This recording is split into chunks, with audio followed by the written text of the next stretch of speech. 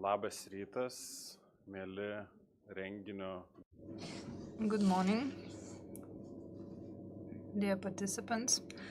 Good morning to you all watching us online. Welcome this cold spring morning to this final conference of an international project titled Improving Work Quality and Enhancing Competences of the Justice Chain to Protect Victims of Domestic and Gender-Based Violence. The topic is extremely topical and important, not only for the legal community who faces cases of the kind on a daily basis, but also to the society at large, because it is concerned with a very sensitive topic. We will have a number of interesting presentations today, and we'll be able to review the goals and objectives as well as results of the project that is being finalized today. But first and foremost, I would like to invite the key people in the project to say a few welcoming words. First and foremost, I would like to invite the representatives of Norway, Eirik Lyberg, Deputy Ambassador for the Kingdom of Norway, for the welcoming speech.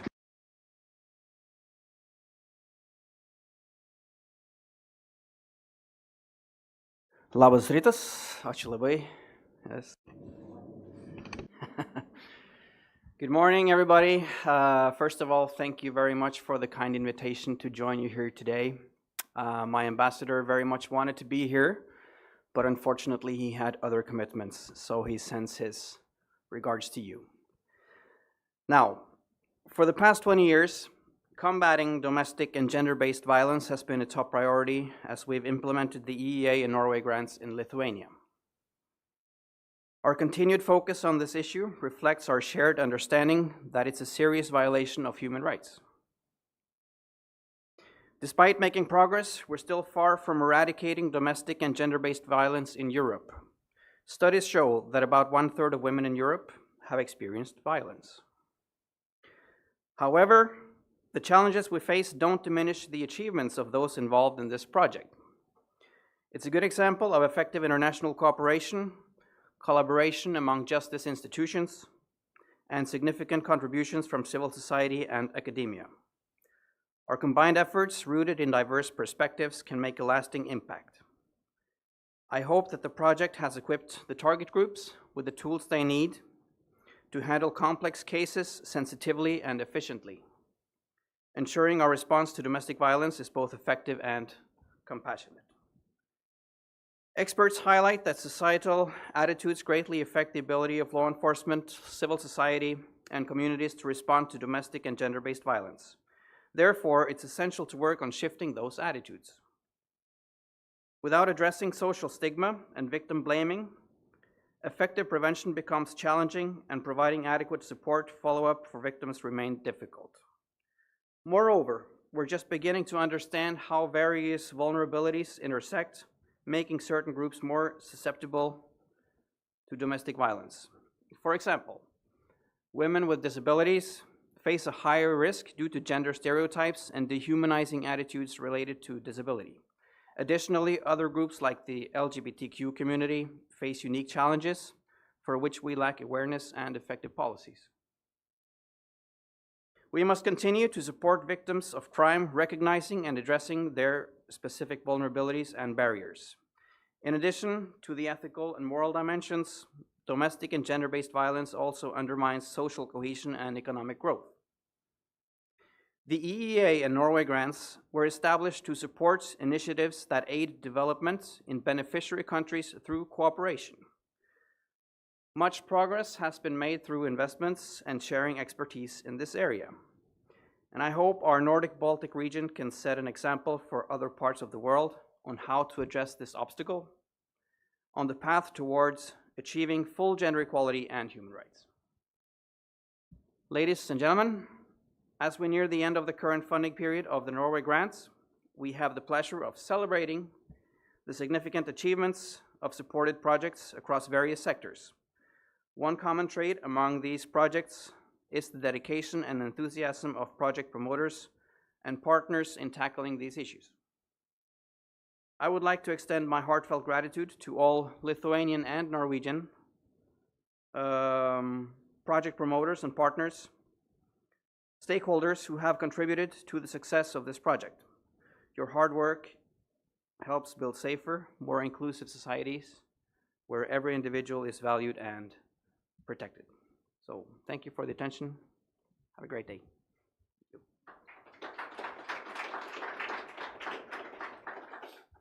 Dėkojam gerbiamam ambasadoriui. Thank you very much, Deputy Ambassador. And now I'm inviting Deputy Saulius Tamulevičius, Deputy Chief of the Police Department, to say a welcoming speech. Good morning. Deputy Ambassador, project partners, participants of the conference. I'm extremely pleased to be here with you today and to welcome you to this final event, this final conference of the project Improving Work Quality and Enhancing Competences of the Justice Chain to Protect Victims of Domestic and Gender-Based Violence. I'm extremely pleased to see so many various experts here today who are working on the protection of domestic and gender-based violence victims. I would like to congratulate the National Court Administration and other partners of the project who are here today and agreed to share their experience and to speak about the achievements of the project. This topic is extremely important and topical throughout Europe, not only in Lithuania. It's a pity to see that family members become victims of crimes of the kind, and this poses many challenges to both the prosecution, the courts, and a number of other institutions, both in Lithuania and the rest of Europe. I would like to thank project partners, especially Oslo Police, for joint effort and joint work to help us improve our activities and our efforts in the field of prevention and investigation. I'm sure that the fact that we have built up the competence of our institutions will help us to further improve our activities both on the court level and in police and investigation. And together we can achieve a lot in investigating domestic and gender-based violence. Today we will have a lot of discussions, and I hope that the discussions will be productive. I wish you a productive day. I also expect and I know that this conference will allow us to strengthen our cooperation in the field of domestic violence and fight against it, and together we will overcome all the challenges. Thank you very much, and I wish you a fruitful conference. Dėkojam policijos Thank you, dear Vice Commissioner of the Lithuanian Police. And finally, I would like to invite Deputy Chief Prosecutor of the Criminal Prosecution Department of the General Prosecutor's Office, Mr. Arūnas Meška. Good afternoon. I will try to fit into the limits of the time that was appointed to me. I was honored to represent the Prosecutor's Office in this project, and I should begin from the very beginning. The British have a saying, "My home, my castle." For a while, both us and other law enforcement agencies looked at the domestic violence as something very domestic, very household. We even used this term, household violence, household murder. Well, it's something every day. If your husband beats you, it means he loves you. So these stereotypes had to change. So legislators noticed that without states' involvement, there is a lack of order in some of these fortresses. So I had a look at the statistic. Last year there were more than 9,000 pretrial investigations related to domestic violence, and this is not just any kind of violence. These include hard crimes related to domestic violence. So in this case, I have to say thank you to our colleagues from Norway who contributed very significantly to our changes in mentality.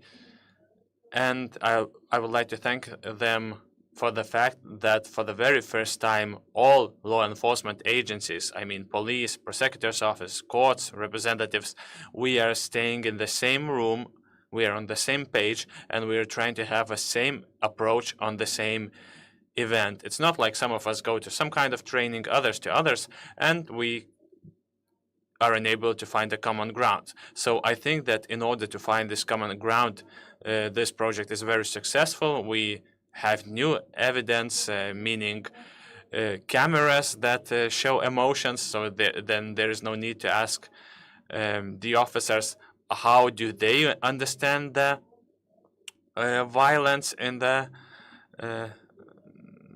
so the evidence has been stored, and even when the statements are being changed, these evidence are very valuable. So I think that this project helped us to understand that domestic environment, something that is ours, and violence are two things that have nothing in common.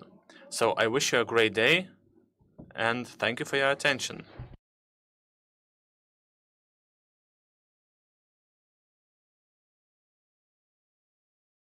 Thank you for all the colleagues who said a welcoming address. I think that was a great introduction to the subject matter and the topic of our conference. The main objectives of our conference and the main objectives of the whole project. I'm glad that we managed to fit into the time limits. So before we begin our presentations session,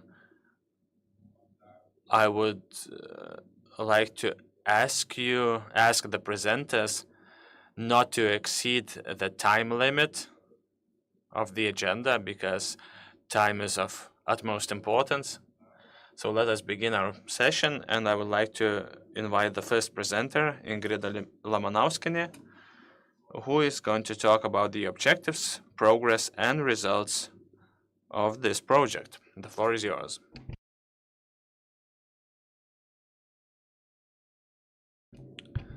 Good morning. I will try not to exceed the time limits, but if you see that we are running out of time, just show me some signs, a card or something.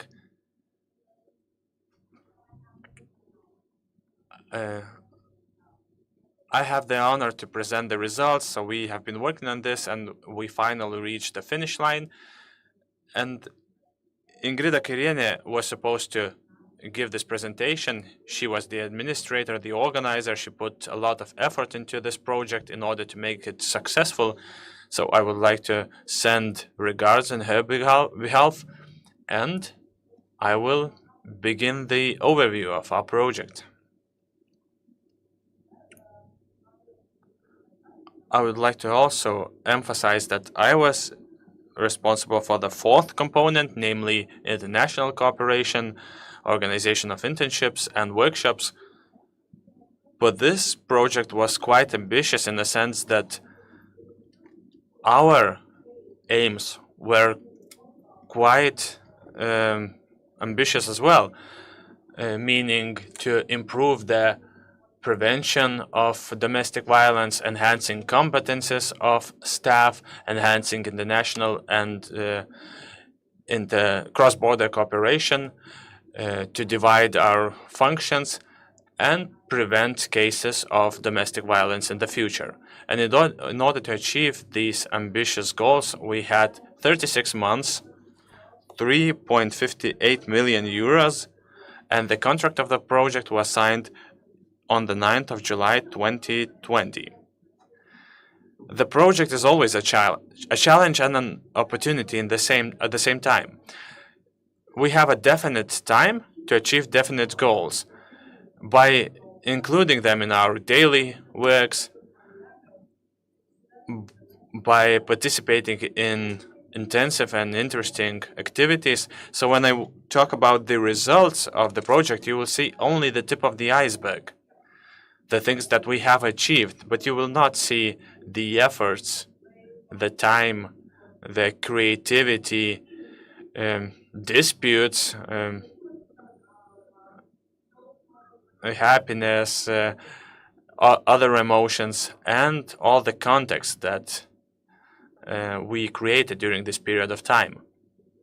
So here in the slide you see our project team, and I would like to begin from thanking the General Prosecutor's Office, Eva, I cannot see here in the room today, National Courts Administration, Petras Giedrė, with whom we have been working, Stovner, Oslo Police Representative Renata, I'm glad to see you here, the whole police team. I'm really grateful to everyone that we went shoulder to shoulder to be here in this place today. When it comes to difficulties, well, every path has its difficulties, and this project did have them. One of them were the restrictions imposed by the pandemic. We could not begin our trainings and internships. We had to postpone them to the end. That's why we had quite an intensive agenda. Another one was agenda. Our estimates in the year 2019, 2020, well, the prices increased, and we had to find ways how to fit into the financial limits that we had. When it comes to human resources, well, our project coordinator was replaced 3 times, and there were some cases like parenthood, job changes. Also, another one was deadlines. When we were writing the project, we thought we will have 15 days to agree upon this with the Central Project Management Agency, but we failed to take into consideration that there will be 5 rounds of remarks rather than 1, and we always had to respond to them. Also, the contracts were being amended 5 times to be precise, and by the 30th of April, we have to amend it once again because the live showed us that we needed more activities. They need to be re-estimated. Therefore, by respecting the work of the Central Project Management Agency, we are really grateful for their support, their help us to prevent major mistakes. But also, we would like to invite them to a roundtable discussion. For example, how to give more freedom to project managers. I'm not talking about the major things, just about the details, teeny details. When it comes to the results, well, we had these 3 symbolic units to make it easier to discuss. So, namely, technical decisions that have been implemented, qualification raising, and cooperation. When it comes to technical decisions, I'm really glad that we have created a management system for persons in risk to identify the persons who may commit repeated domestic violence offenses, and I will talk about this further in the upcoming slides. We also acquired 1,800 CCTV cameras, and we achieved recording of every event. This results in proper reaction, proper control, and objective assessment of the case. And also we solved a data storage issue. The law on police obliges police to monitor persons in risk, and up to now, all this data was collected manually by officers. The list had to be reviewed by other officers, operational officers. Then the list had to be reviewed every 3 months. So what I mean is that our work was uncomfortable, manual, without any possibility to react to situational changes. And now that this tool is the first IT tool that allows us to identify persons that pose the higher risk and prevent possible cases of domestic violence by organizing general and individual prevention. For us, it is of crucial importance. And this system is aimed at ensuring data storage, processing, application of prevention measures for persons in risk, determining the risk factors, analyze them, creating preventive measures, creating tasks related to such persons, receiving information about the created tasks, their changes, and collecting data for the statistics. So it's quite significant, I would say. RVIS tool, this tool that I've been talking about, is the main system, but it has a subsystem, so-called RUFS, the Risk Tasks Management Model, which creates batches of tasks for police officers, and before that, police officers received tasks from different systems. So now we have this model to create, receive, describe, transfer tasks, determine the deadline for task, monitor the results of the task's implementation, have a chance to access reports on tasks and their history. This is how the risk management information system looks like from a user's perspective. I can say that it looks quite simple, quite intuitive, and very convenient. You see these batches of the lists of persons in risk that for whom the sanctions have to be applied. So enough about the system. Now let us move on to the next unit, namely qualification raising. So the National Courts Administration has carried out legal regulation studies carried out by the Mykolas Romeris University, and these studies analyzed good practices from abroad and provided suggestions and recommendations regarding legal regulations on domestic violence and the way laws could be improved. We focused on the following questions: collecting evidence and unified assessment of evidence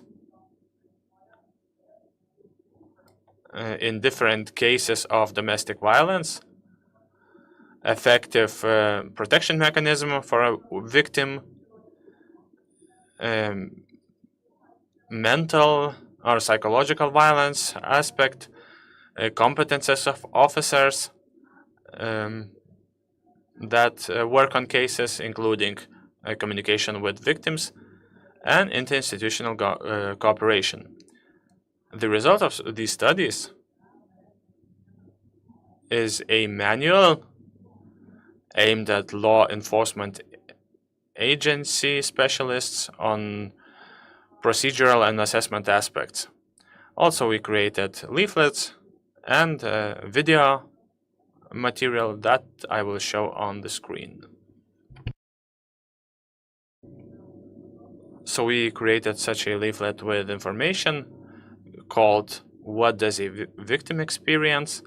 Also a leaflet for communities. Why should we care? This is the name of this leaflet. It contains all the information and advice. And you see some examples of visual training material called Domestic Violence is Closer Than You Think. It's aimed at 3 categories: neighborhood, work environment, and educational environment. If you want to familiarize yourself with them, you can find them on the website.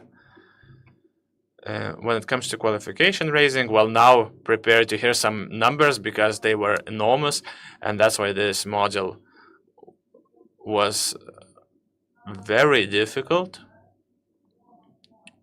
because we have trained 1,520 officers that react to the cases of domestic violence, also 133 community officers, also other officers working on this issue.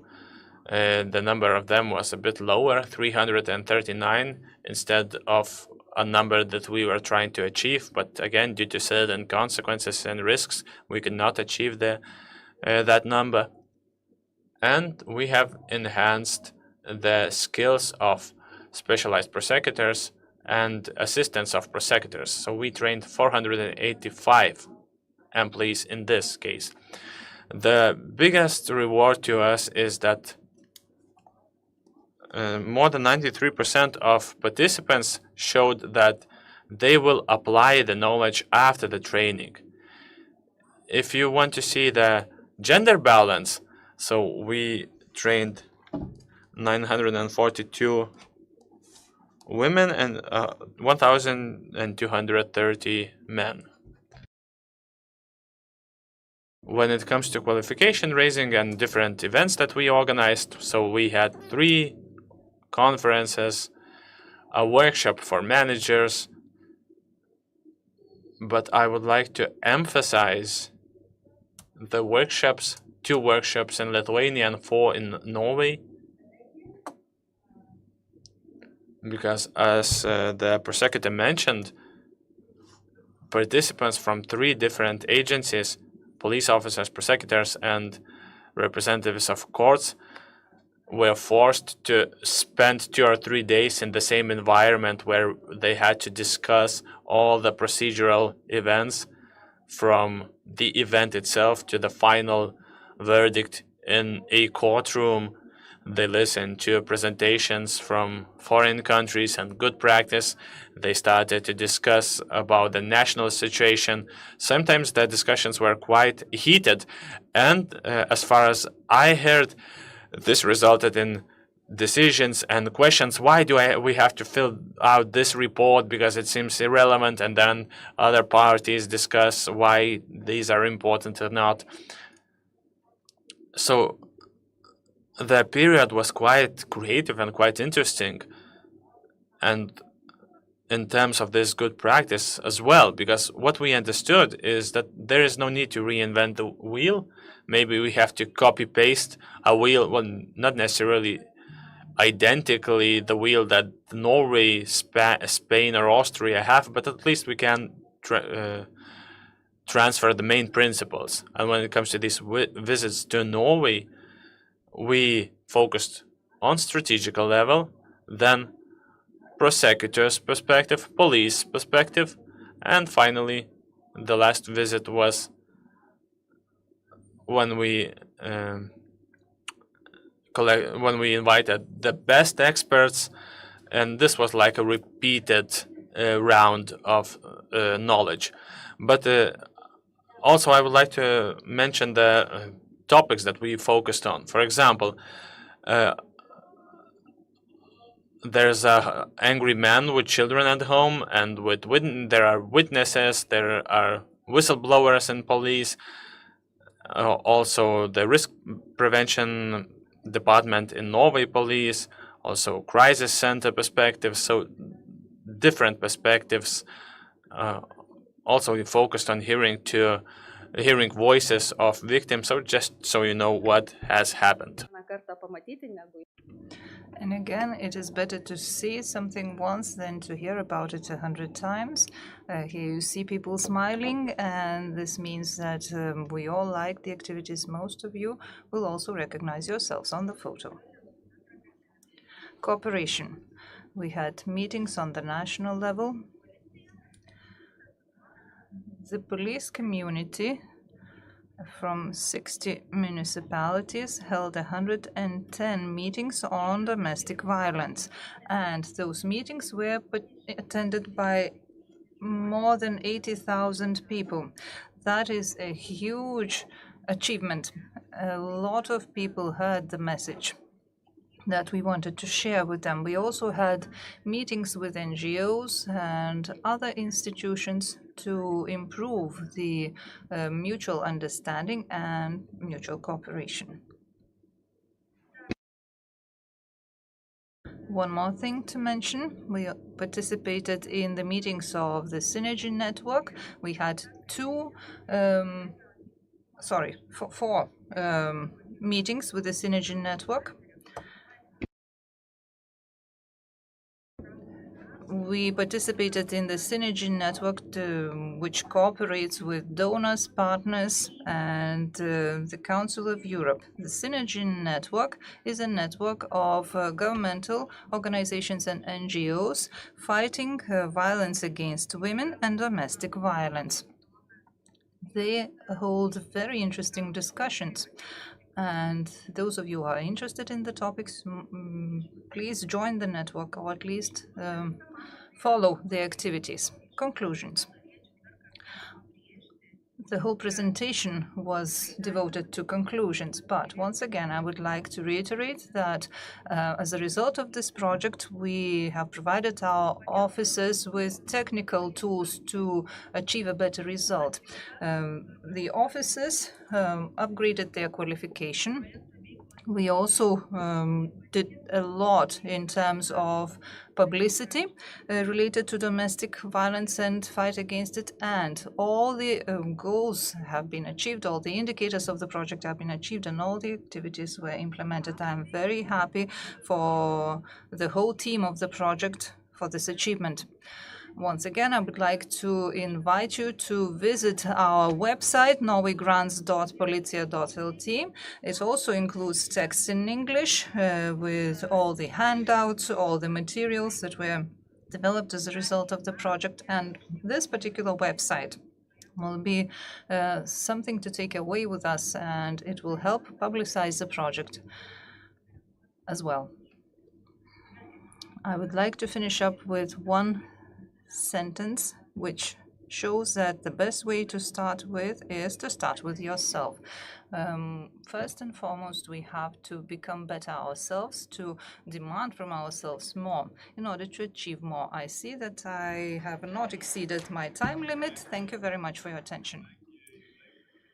Since you have not exceeded your time limit, we will not let you go yet, even though the Q&A session will be held after all the presentations are made, but I will avail myself of the right of the moderator to ask a question now anyway. You focused on the participants of the justice chain and the cooperation of all the participants in the justice chain. You also said that it is important to see the problems the same way and to have the same approach to those problems. Can you please tell us what was the key problem that resulted in different approaches on the level of different institutions? Maybe you had different approaches to collecting the evidence, to cooperation, a number of other issues that was solved as a result of this project, or maybe remains unsolved till this day. Well, I did not take part in all the activities. I took part in the workshop that was held here in Lithuania. And this workshop was devoted to the collection of evidence. As a result, I can say that there we focused on the reaction of the officers on site, on the way they collect evidence, which then is used throughout the process and reach the court. And here we had a lot of aspects that differed. For example, the prosecutors saw some of the aspects being more important than others. For example, if you say that there was blood on the face, and then you see a photograph, which is supposed to serve as an evidence, then you change your approach towards the way the case has to be solved. I'm not the only one representing the police department. So those of you, dear colleagues, who are here today and have something to say on this matter, please join me in answering the question. Briefly, I was the one organizing the final workshop here in Lithuania. And I would say that the key change at the end of the project was that all of us, the three parts of the chain, started seeing the problem of domestic violence through the eyes of the victim, not through the eyes of the process participants, but through the eyes of the victim. So this is the key change, I would say. Thank you very much for this wonderful answer. I think that the prosecutor's office and the court can also say a few words on that. Well, maybe we will do that later.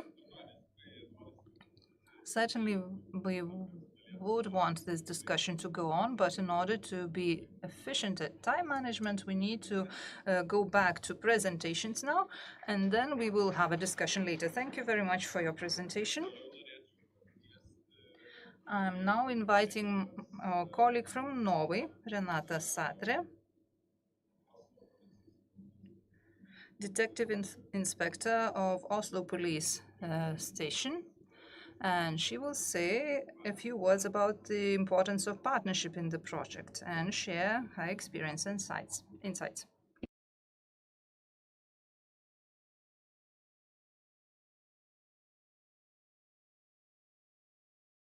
Okay, perfect. So, labas rytas. Thank you so much, everyone, for having me, for inviting me, and that I have this wonderful opportunity to speak to you, talk about the project that I was working on for 2 years.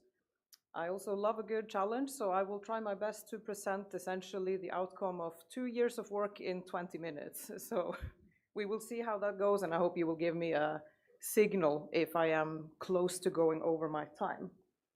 So to give it a little bit of an overview, let's see if this will cooperate. Perfect.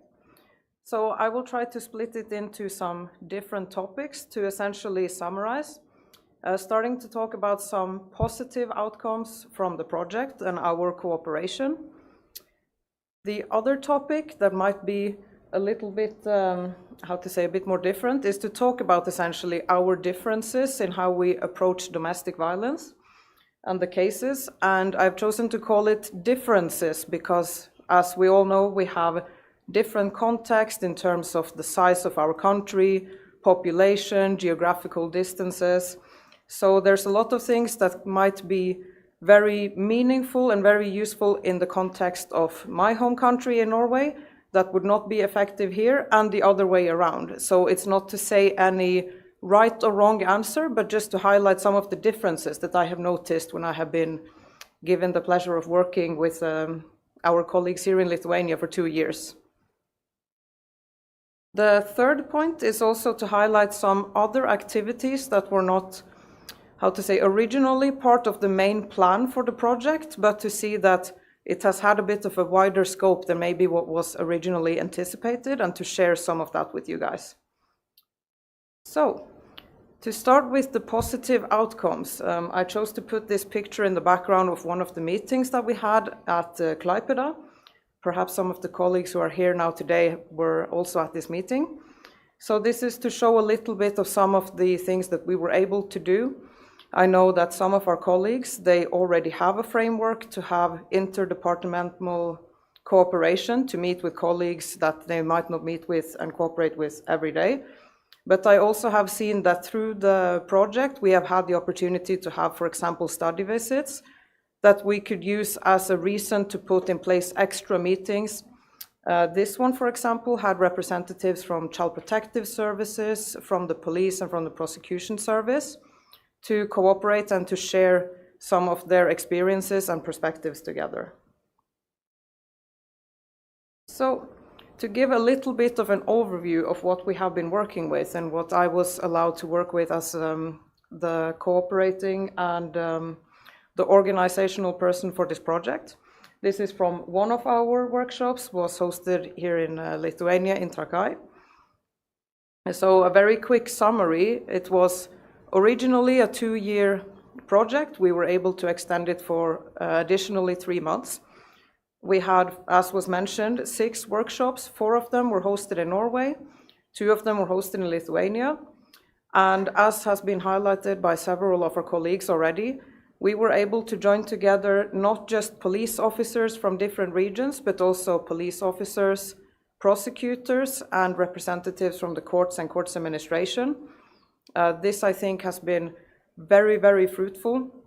And it is something that I actually have been trying to promote that we can also do in Norway, because we also see generally that we cooperate very closely between police and prosecution service. But our colleagues in the court, we essentially see them in the court when we are presenting a case. And I have seen that there's a lot of value in seeing the system from sort of A to C. How does everything tie together all in the end? And what's the perspective of the people working in different layers of the justice chain? We also had a huge variety of topics. Again, this was a project for 2 years, so I can't go into every single topic that we covered, but some of it has already been mentioned. We talked about the risk preventive model. We also had some more hands-on practical visits to different units. We were, for example, allowed to visit the Barnahus, the so-called children house at Oslo Police District, where the interviews of children take place in Norway. We had also visits to the operative police units, that they got to share some of their experience with how they approach domestic violence and their cases on the site. We also spoke a lot about protective measures. We had several visits and topics talking about the so-called violent offender alarm, the protective alarm for the victim, and also the one that is often nicknamed as reversed monitoring or ankle monitoring for violent offenders. So we tried to get a kind of scope of not just the investigative and the police's side, but as was mentioned, the perspective of the victim.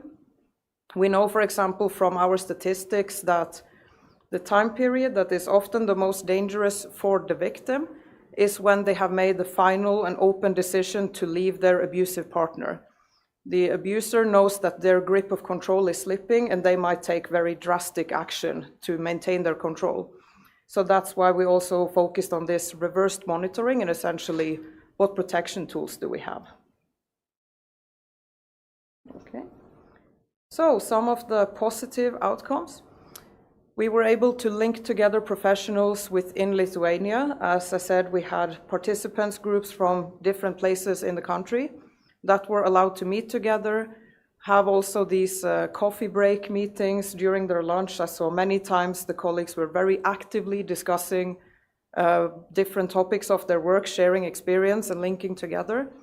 At one of the workshops, the colleagues even mentioned that they had already organized a meeting when they were returning to Lithuania to continue to talk about these type of topics.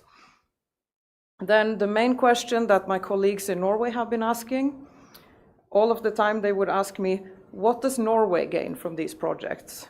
What is in it for us to do this? This is quite a big effort to set aside an officer for 2 years to not be working as a detective, but to only be working with project organization and participation. One of the things that we have seen that has been very positive is that a lot of the discussions that we have been having here in Lithuania, I have been able to bring those back to Norway and to share perspectives with the colleagues there, starting a lot of very useful discussions, and also to just translate the training materials that we had from English into Norwegian and to reuse it with the colleagues in Oslo for their own skill building and for them to share and to get new perspectives. So it has actually really been a two-way cooperation. It has been a give and take from both sides, and it's also been very useful for Oslo district. Also, international cooperation. This has also, we have had some very interesting examples that I think were not actually anticipated in the beginning. One of them was a colleague that had reached out to me directly and said, I heard that you are working with this project in Lithuania. I'm working on a case that involves people that are living in Norway and Lithuania and going back and forth, and we are not totally sure what to do about the situation. We're not familiar with the country and the legal system. Maybe you can advise us. And just by chance, this happened during a workshop. So I used that email contact to put it into a training scenario for the participants of the workshop and essentially say, what advice would you give to our colleague here?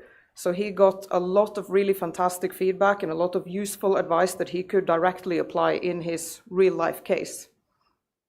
And also, as I said, exchanging ideas and experiences and just using it as an overall collaborative platform. So, I mentioned in the beginning there are some main differences, and again, to emphasize, when I say differences, we will approach things in different ways, and whether that is a positive or negative or useful or not, everything will depend on your context. So I just want to highlight this as some of the key differences that I have seen, and then I will leave it up to you to make your own decisions on what would be effective or not, and why I have chosen to highlight these differences. So I will start with some of the Norwegian perspective. One of the things that I have noticed is that Norway has a very, very large focus on investigative interviews. Essentially, even our Prosecutor General has said that the investigative interviews in our cases is our main source of information, and we have to handle it very respectfully, very carefully, and we need to put aside a lot of time for doing this.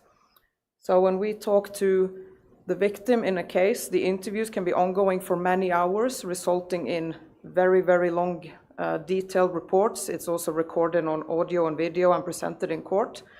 And that is something that I have noticed, that this is something that we spend very, very big amounts of time on in our everyday work.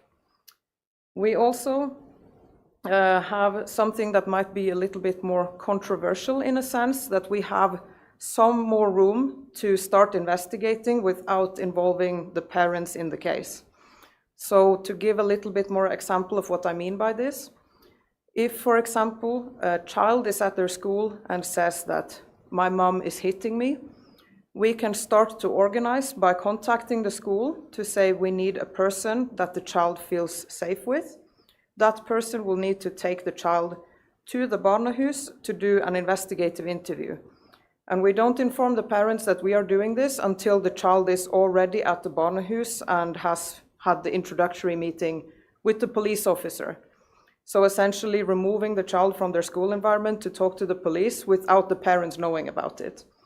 That, I think, is quite a big difference, and that's why, again, I said that it is a difference. It's not necessarily a positive or negative, but it's definitely something that is very interesting from our approach and very different to many countries, I think. Also, the emphasis on psychological abuse. We put a lot of time and effort into making the victims describe how are they feeling about their situation, how is it impacting their daily life, and what is their daily life like between different violence incidents. They might have one situation where the abuser hit them, another one 3 months apart, but what happened in the time in between?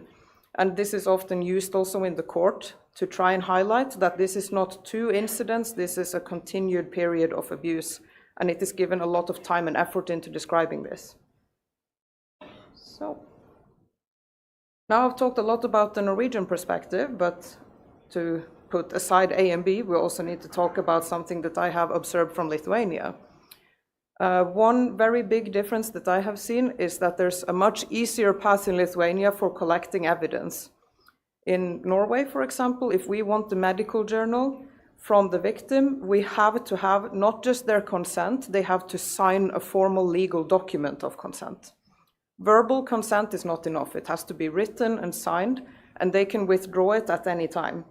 If we do not have this consent, we cannot collect their journals, even if it would be in their best interest that we do so. This is quite a big difference from Lithuania, and I think it gives you a lot of more opportunity to collect evidence that many officers in Norway are simply blocked from collecting. We cannot get access to it.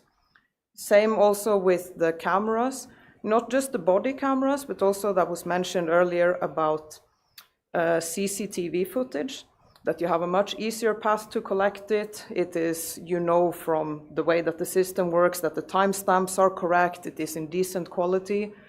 This is a very big difference to Norway, where we have to not only collect it manually, but many times the shop that has the camera footage, they don't know how it works. They have not verified the timestamps in several years, and we cannot really be sure of the quality of what we are actually collecting. The other one that is also sometimes controversial, in my own country, is that Norway is one of 2 countries in all of the world that has the prosecution service integrated into the police service. This essentially means that we work very, very closely together. This can be very useful when we want to discuss evidence, that the prosecutor is very close to us and we feel comfortable with sharing ideas, saying that I disagree with something. But on the other hand, the positive of the system that you have where it is a little bit further apart is the objectivity. It's much easier for the prosecutor to be an objective source than if they are connected to the case from the start and have already been influenced by all of the thoughts and everything that the officer has been talking about. So there are positives and negatives to each approach, but at least it gives some room for discussion, but we also have to keep in mind our objectivity in the end. Also, something else that I think has been very interesting with the relatively recent change when we are able to put into effect restraining orders. One of the differences is that we also have restraining order in Norway, but it goes through the prosecutor. This is something that we have been discussing for many years, to hand this authority to the police officers the way that you have here in Lithuania, because it is the police officer who talks to the person who wants the restraining order. So why does the person who has never met them before need to verify it the way that we do in Norway? This, I think, is a very positive difference, and something that would make it much easier and accessible for the victims to actually get a protection order put into place. Okay, so the final thing I wanted to talk about is some other activities that we have been able to get out of the project. We essentially had the program framework that we needed to do 6 workshops within the 2-year time frame of the project. But we have also seen that we have been able to do a lot more with this project and this project time period. So, this little picture behind me is from one of the study visits that was on the initiative from the Lithuanian side, from the Cyber Patrol Unit. They essentially reached out and said that they wanted to have a visit to the Cyber Patrol Unit in Oslo to see how they work. This was a very successful visit and also very useful because, as it turned out, the Cyber Patrol Unit that is at NCIS level in Norway, they have regular meetings with the other cyber patrols, I think in the Netherlands, in Denmark, and in other countries. And they were not aware that Lithuania already had a cyber patrol unit in place. So just because this happened to interlap with the meeting they were having, the Lithuanian cyber patrol unit were also invited to join these meetings later, to be collaborating with the cyber patrol units from other countries. So that was part of the independent study visits. We have had independent study visits in Norway and also independent study visits to Lithuania, where I've had the chance to go to different regions, share a lot of different topics, participate in these interdepartmental meetings. And that has been a kind of side quest to the main project, to kind of share as much material and knowledge as we can in the time period that we were given. Another side project or side quest, if you want to call it that, was the prosecutor training that I was also invited to do here in Lithuania for 10 different groups of prosecutors in the period of a couple of months with 2-day trainings for each group. This was also something that I was given a fantastic opportunity to do because of the knowledge of the project, and because if it was just a regular investigator, it would be very difficult to argue that we should take somebody out of their case portfolio for 2 weeks at a time, who is going to investigate their cases in that time period. But because I was working as a project coordinator, I didn't have any cases that would be left behind and not being worked on. So I was able to do these trainings. And that's one of the positives of having a person who is fully dedicated to the project and not responsible for any cases, that they get to jump into these different type of activities.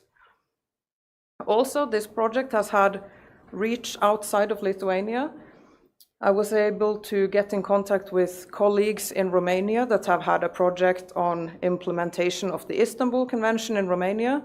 And because they had heard about this project, and also through the synergy meetings, I was allowed to participate in that project, to also share some perspectives from Norway and from Lithuania with our colleagues in Romania as well.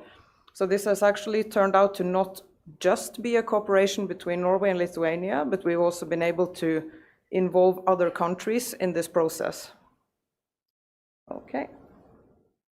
I think I have left a couple of minutes of my time. I could talk about this for 2 hours if I was allowed to, so I will stop here. Maybe somebody has any questions? Tai kas nors klausimų? Does anyone have any questions for our colleague? I will ask you one Yes. question. Of course. If you could choose one thing that you could bring from Norway to Lithuania and from Lithuania to Norway, what would it be? That is a very, very good question. I think the first thing I would bring from Norway is actually all of the training materials that we have in investigative interviews, because it's a process that we have been working on. It's been implemented for over 24 years already, and we have done a lot of the trying and failing with our approaches and a lot of re-evaluation to the, I think, 3-week training course that we have now. It's a very good program, and it would mean that the colleagues here will get a lot of interview training without having to go through all of the testing phase that we have been doing for over 24 years. Something I would bring from Lithuania to Norway, I would say definitely the part when we talk about collecting CCTV footage, to have that in place. I wish I had the numbers on how many hours of overtime we spend in going to different kiosks to collect their cameras, but it is almost unlimited, and it gives the system that you have to collect it so easily and with good quality means that you have a lot more of the evidence on site. That would be a dream for us to have. So that I would definitely bring. Okay, thank you very much. Thank you. Dar kas nors? Does anyone have any questions? We have 3 more minutes. Thank you very much. All right. Thank you. The question session will be later on.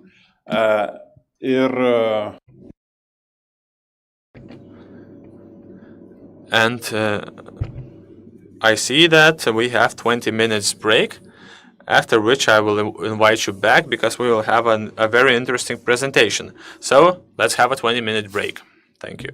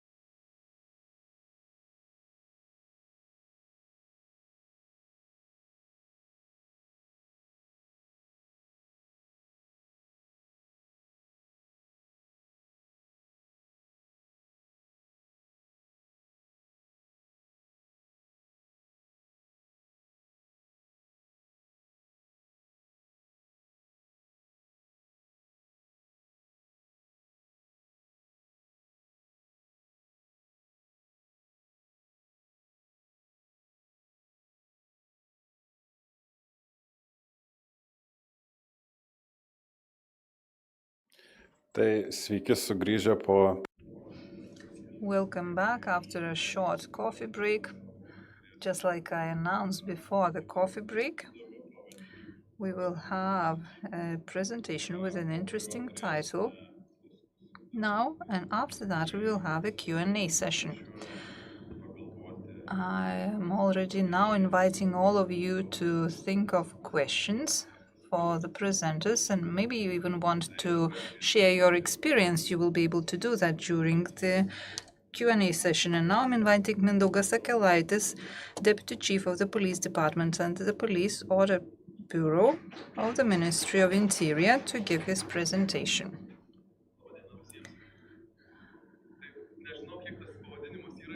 Good morning.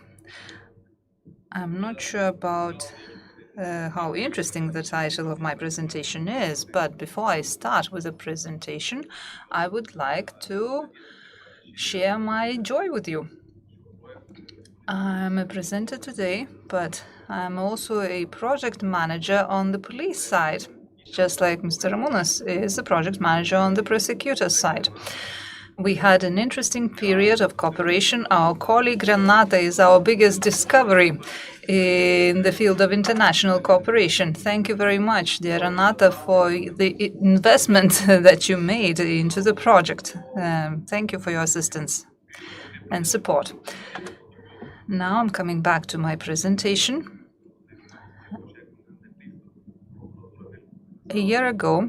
Almost a year ago, the prosecutor's office in Vilnius had a conference on violence. And back then, Judge Ugnė Gailiūnienė from the district court said one thing. She analyzed one individual case in detail, in great detail. I will not tell you every detail about it, but there were a number of calls related to domestic violence. Well, and finally, when the case reached the court, it was a case of murder.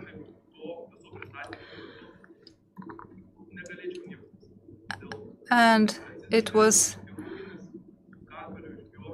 an ideally presented case. Everything was presented in a very objective manner in the court, but there was a very strange feeling all the time.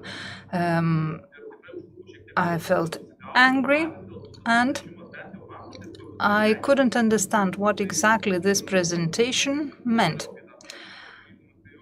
I would come back to the presentation made by the judge time and again, and I felt cold in the true sense of the word.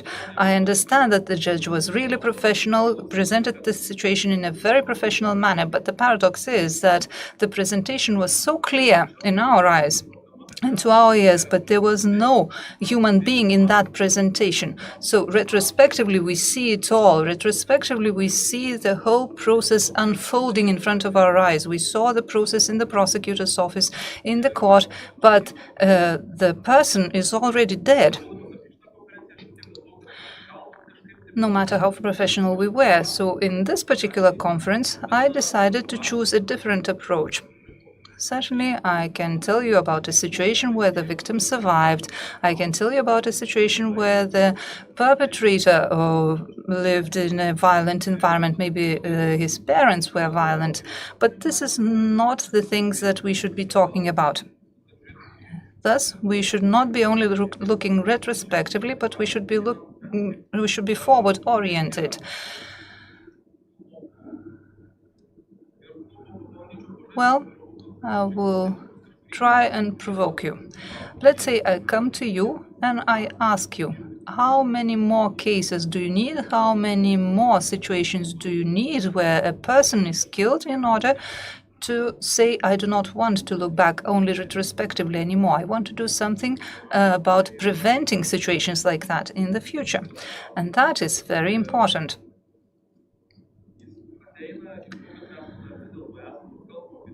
We often say that the society at large is changing, and it is actually changing. But still, the latency of violence is really great, both here with us and elsewhere in the world. If we analyze surveys or listen to discussions at the parliament, I will later on tell you about the new reading of the legislation. And if you listen to the discussions at the plenary, the politicians often say, this is a private case, you shouldn't do anything about that. There are also surveys which show that it is okay to beat a child in the process of upbringing. So this is a matter of society as a whole. Therefore, my presentation within the justice chain will be focused on a couple of aspects. I will use a lot of black color, but not because I will be speaking about funeral. It's just that I want to say things without showing them.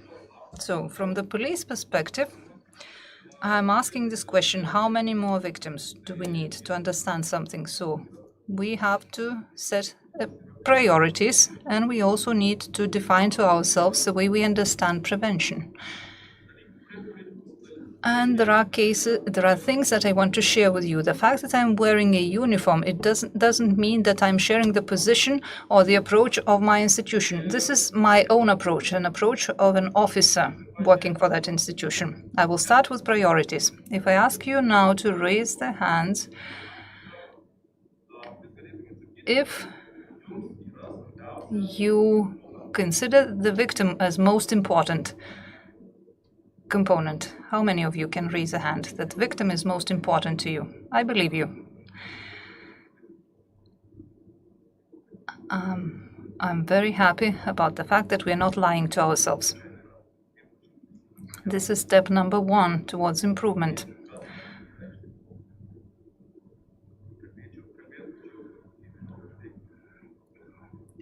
In the Western world, and within the framework of this project, we saw the situation in Austria, in Norway, in Spain, the United States of America. Wherever you go, wherever we went, we spoke about violence. Be it NGOs or the police officers, they all start speaking about violence by speaking about the victim. They say, this is the most important thing to us, the victim. Here, we are being open and saying we have a different approach. And this is step number 1. Is a victim a priority to us? And this is a provoking question, and I'm doing it purposefully. If we look at the criminal procedure code, we will see that it doesn't talk about the victim, but it talks about the perpetrator or the suspect. So we are conceptually focusing on the suspect, but not on the violence. And since we are focusing on the suspect, this colors the process itself. What can we do in order to change the situation? I don't know.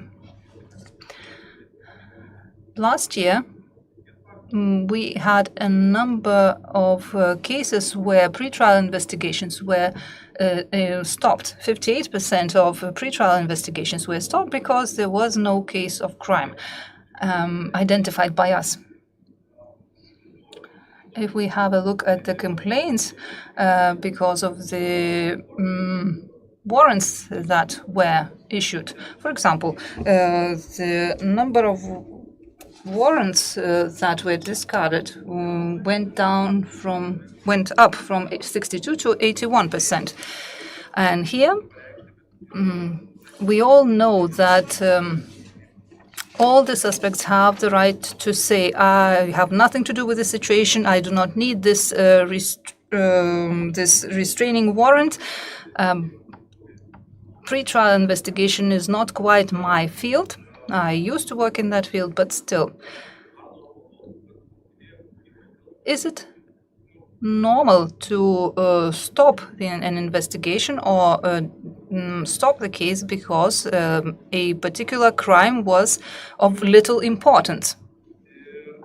I don't think this is right. So we do have a problem here, and I'm sure that the victim is supposed to be our priority.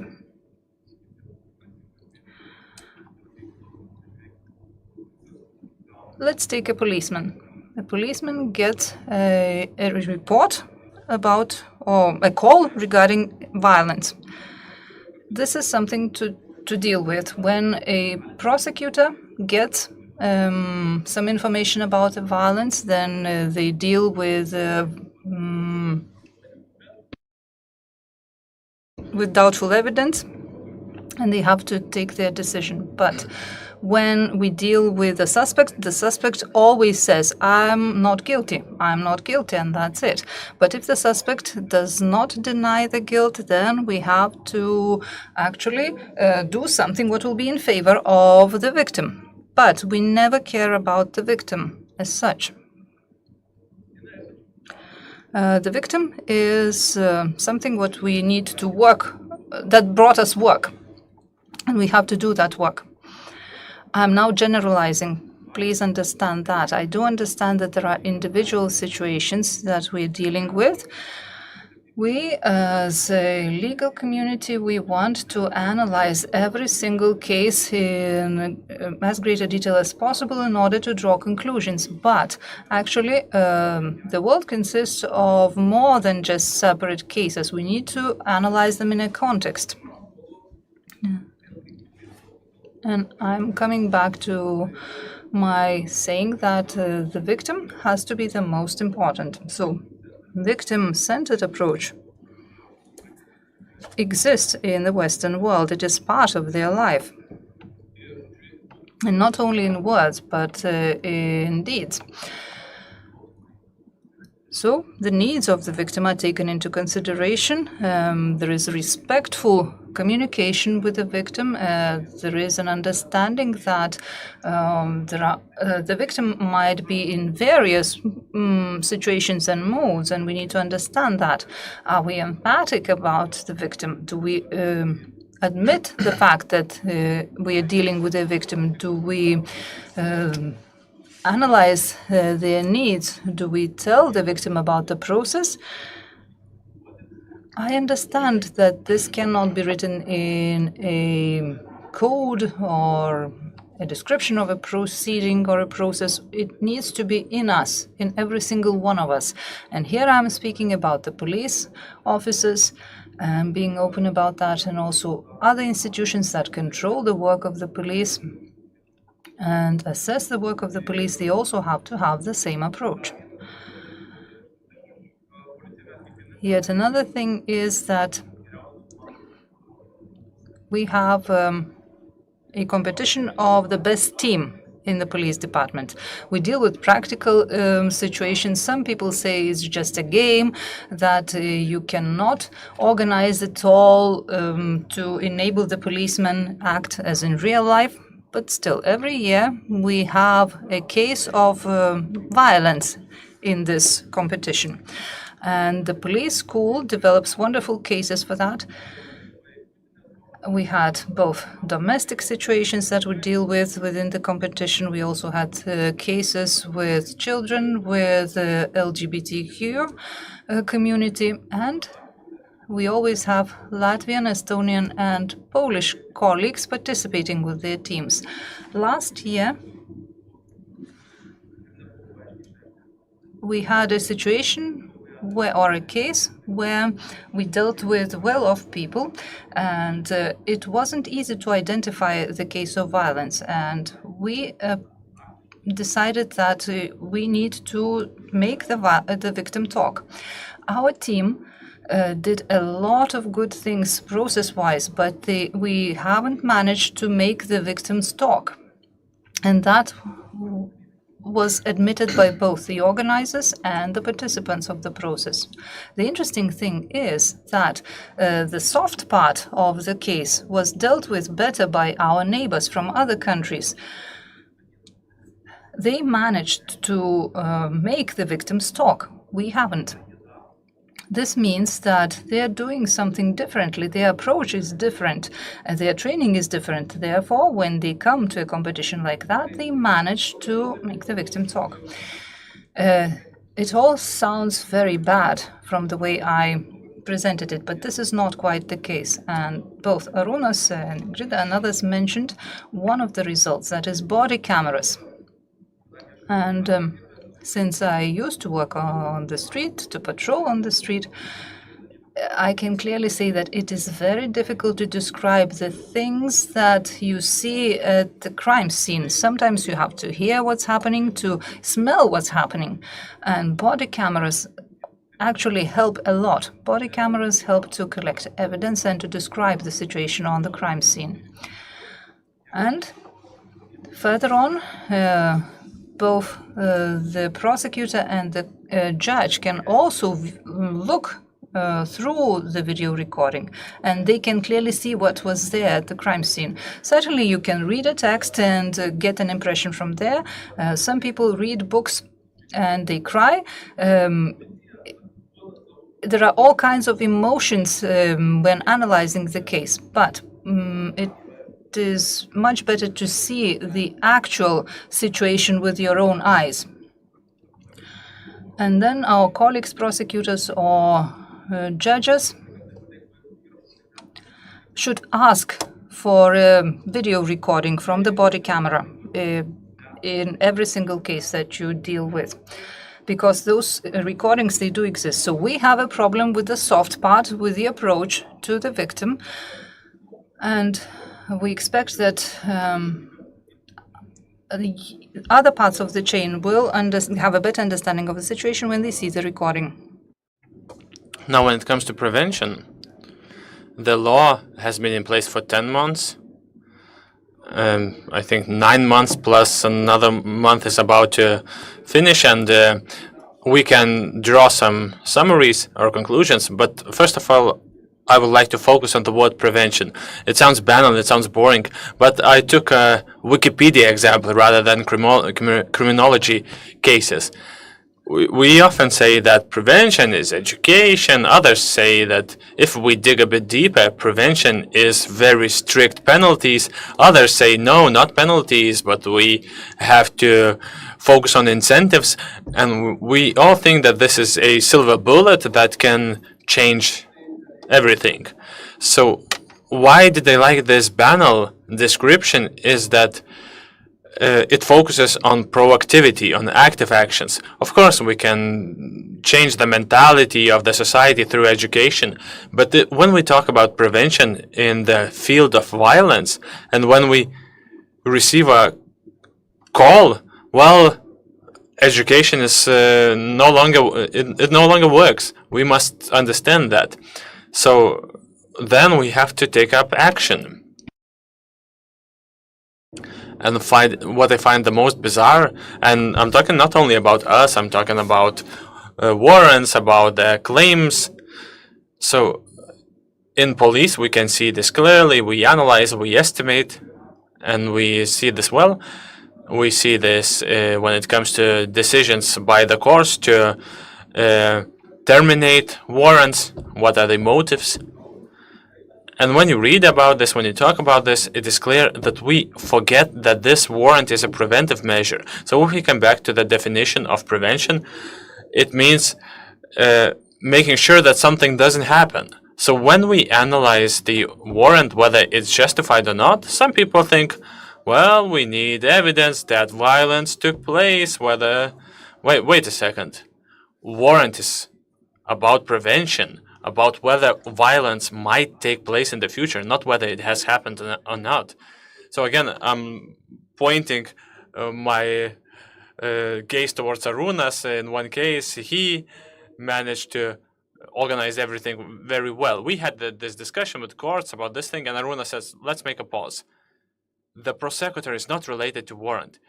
If you are looking for a crime in the warrant, this is pre-trial investigation. We either focus on the future in order to prevent the crime in the future, or we're talking about the past, and this concerns pre-trial investigation. So this is my idea. What are we looking for in these warrants? Now, again, it sounds like I'm just thinking about this prevention, but when the law was being adopted, I saw it from very close. Viljas saw it, others. In the Lithuanian Parliament's website, there are agendas of committee meetings, of plenary meetings, and I think during these hours, because of course legislators have certain intentions. We need to look for this in descriptionary letters. For example, government had some ideas, the parliament diverges a little bit from that when it comes to the actual test. But if you look at those recordings, look at those minutes, you can hear the ideas by the MPs. So let's say 25 seconds of a discussion. This is from the year 2021, 18th of January, an evening plenary session, the second stage of the adoption of the law. A member of the parliament that opposes the law expresses her views. Let's listen to her. Now, this new law allows, with no court, for 2 weeks to remove the perpetrator from the house. We can agree with this, but the sanctions can be imposed not only here on the perpetrator, but on the suspect as well, if there are suspicions that he may be perpetrator. You heard the last words. The opposing MP that is going to vote on the law, she does not raise any questions what the warrant means. Let's not focus about this lack of legal language. The point is that he or she doesn't talk about the perpetrator, but this member of parliament talks about that they may perpetrate an act of violence, and we often forget this. So this is what I immediately think about. And I understand that in a sense, legislators do not give this thing to the police or the courts, but they said you have to decide whether cases of violence are possible in the future. I do understand that this is risky, that this sanction may be strict, but the legislators focused on that. And of course, no one is going to say that if we issue a warrant, all of the problems will be immediately solved. Also, nobody will say that if we fail to issue a warrant, the victim is going to experience violence. So that's why when we hear all this criticism, and of course during the adoption proceedings, when the MPs asked us, what do you think? We said that we think that issuing of warrants have to have very clearly defined criteria. Now we receive a lot of criticism that we have to focus on every individual case. So whenever somebody says this to me, I ask them, first of all, the equality of people.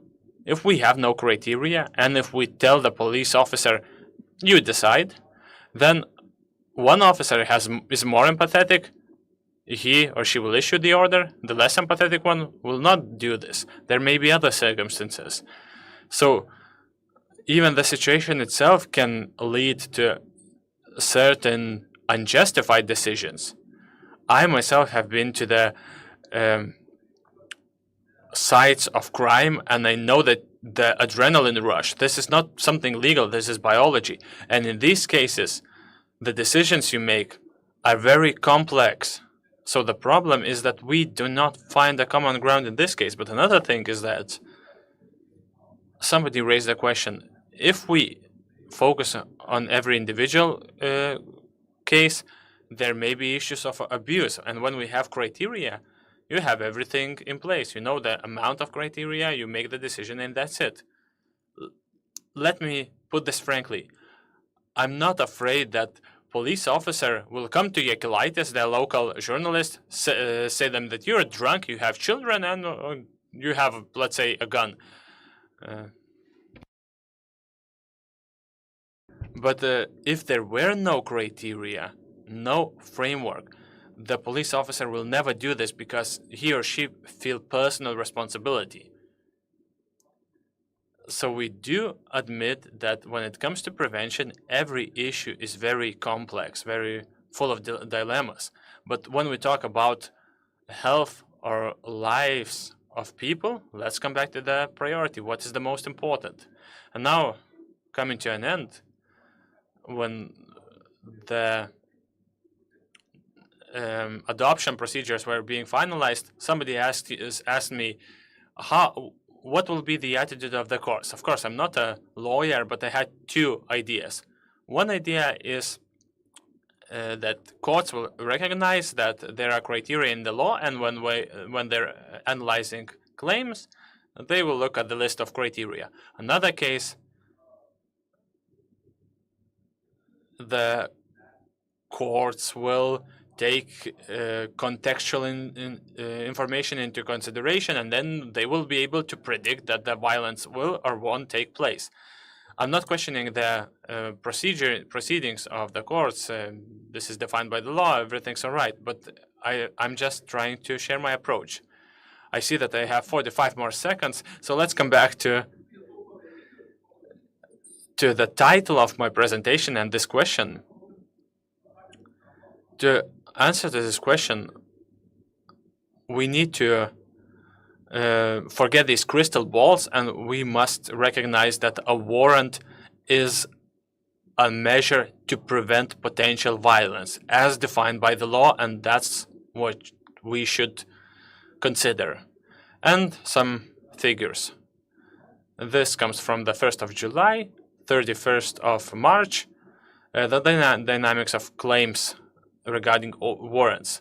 So in Lithuania, the number of claims are growing. In January, the peak month, this is where we satisfied 81% of total claims. So this curve might grow, and maybe the warrant this measure will be removed altogether, even though it's defined in the law. Another figure, 43 plus 3. It's not an official statistics. It's an analysis from simple data. We take the number of people experiencing danger, then we see what happens to their claims, and we check whether after the warrant was renounced, whether pre-trial investigations were started. So 43 is something we achieved, 13 is something courts achieved.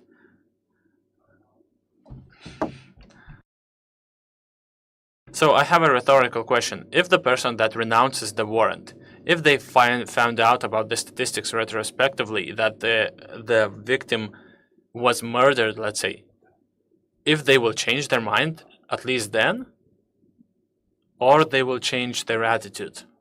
So thank you for your attention, and that's it.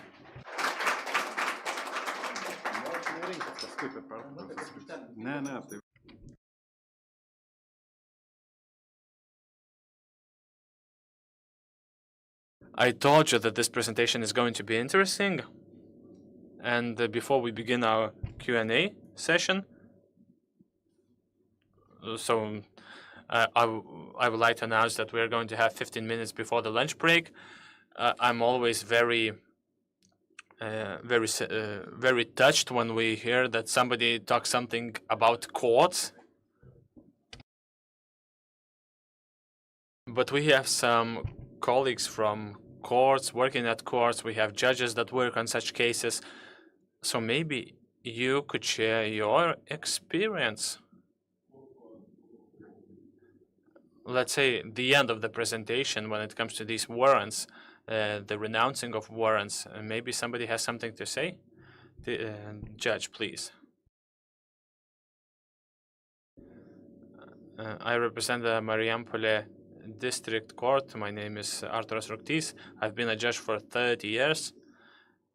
And for 2 months, I've been the vice president. Should I come to the front? Okay. So the camera could take a picture.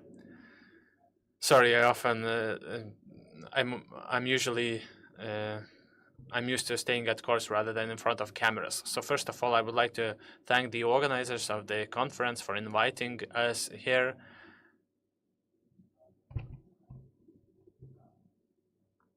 I've just participated in a discussion last week in a similar event and here.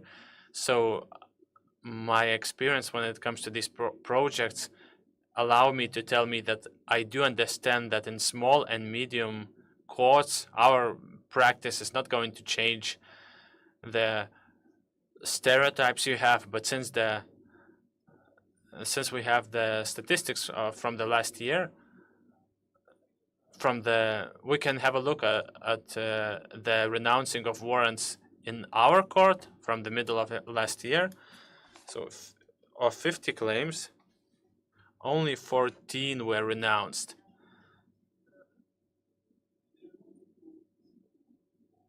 And of course, in Kaunas, in Vilnius, in huge courts, their statistics, their approaches are different. Maybe somebody can share these figures, but when it comes to my personal court, I can tell you that when it comes to assessing the cases,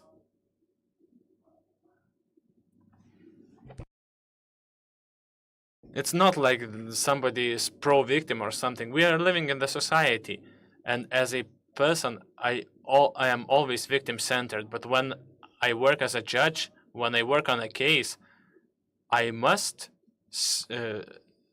look from all the perspectives. And if we say that we close our eyes to other circumstances and we focus on the victim, the opposing side will become a victim as well.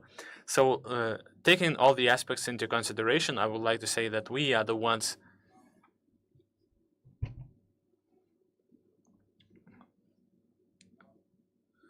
we receive the most criticism from people working in the field, but at least in our court, we try to understand all the parties.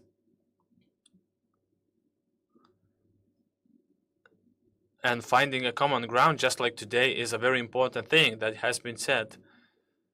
Of course, looking through the victim's eyes would help our communities, our courts, some benefits, some deeper understanding. But I wouldn't criticize so much that in the courts everything is trying to renounce the work you've done. No. It's not like people are only defending the suspects. Thank you. Daugiau kas nors? Anyone else? Anything else to say?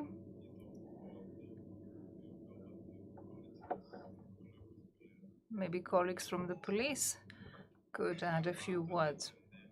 Do you see a trend or reasons why the warrants are renounced? Does the practice differ depending on an individual case? Can we spot some kind of specific trends? Just like the presenter said, maybe the court assesses the grounds for issuing a warrant, and the court wants to make sure that there was violence committed against the victim. My colleagues are silent, but I know that they are reading all those decrees. Within the scope of this project, we had a methodological material developed. We looked through this methodological material. It is meant for courts, but at the same time, we also commented on the methodological material. We suggested in those comments looking for violence, but still, if we are saying that you should look for violence, we heard the developers of the material saying that we based this material on the court practice. I would like Ausra to say something. No, Ausra doesn't dare to speak, so I will speak now. There is nothing new here. An honorable judge, I do not want to say that I'm mainly criticizing the courts. No, I'm criticizing us first and foremost, because we are the ones who are renouncing most of the warrants. So here we need to start thinking for ourselves. Neither you nor me will not be able to influence other judges in making their decisions. Sometimes I'm generalizing, sometimes I'm presenting it in a more dramatic way than it has to be presented, but still, this is exactly what I want to achieve. Wait a minute.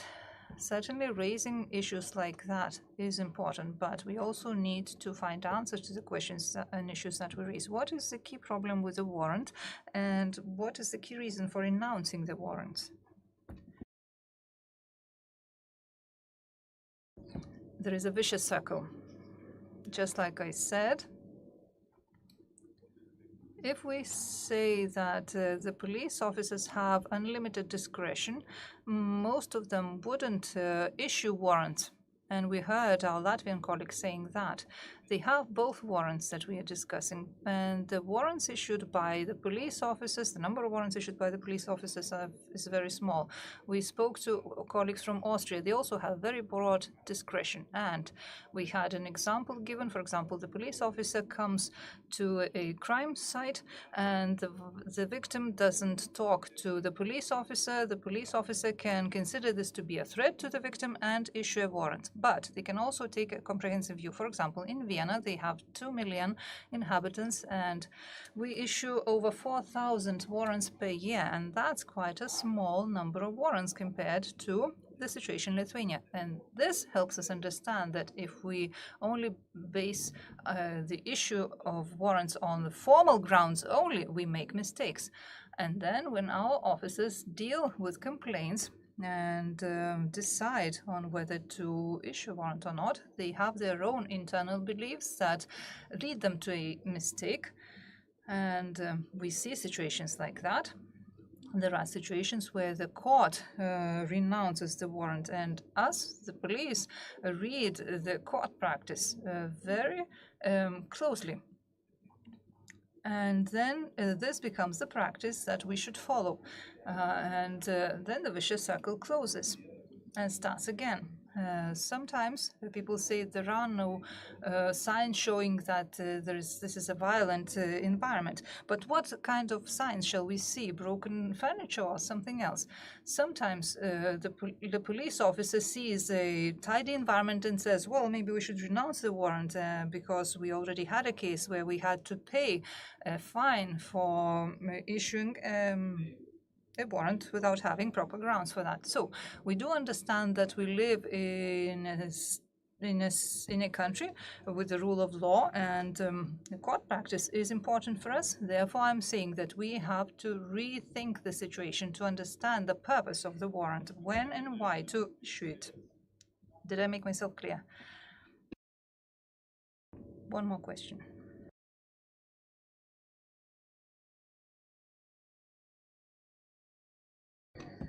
One more minute, 2 more minutes.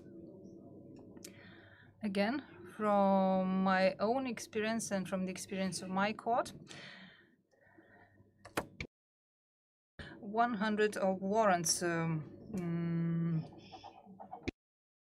were appealed against. And in 6 cases, we had a ruling saying that the court was right by renouncing the warrant, and there were 3 cases where the court was recognized to take a wrong decision. So there are cases when the court does not see violence in a violent situation. Very often, family members, they seek for a warrant in order to solve their family situation. For example, they have problems with sharing a child. Sometimes a mother-in-law and a daughter-in-law have issues and problems and quarrels about the will of their husband and son. So the purpose of the warrant is a bit different. The purpose of the warrant is to ensure certain actions to be taken instead of solving a long-lasting problem or conflict without going to a court, by sorting to the police tools and so on. So this is the practical experience that we have. Thank you very much.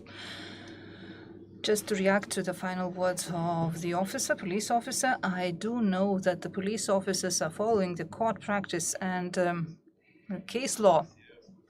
I'm not a judge, and I am not obliged to abide by the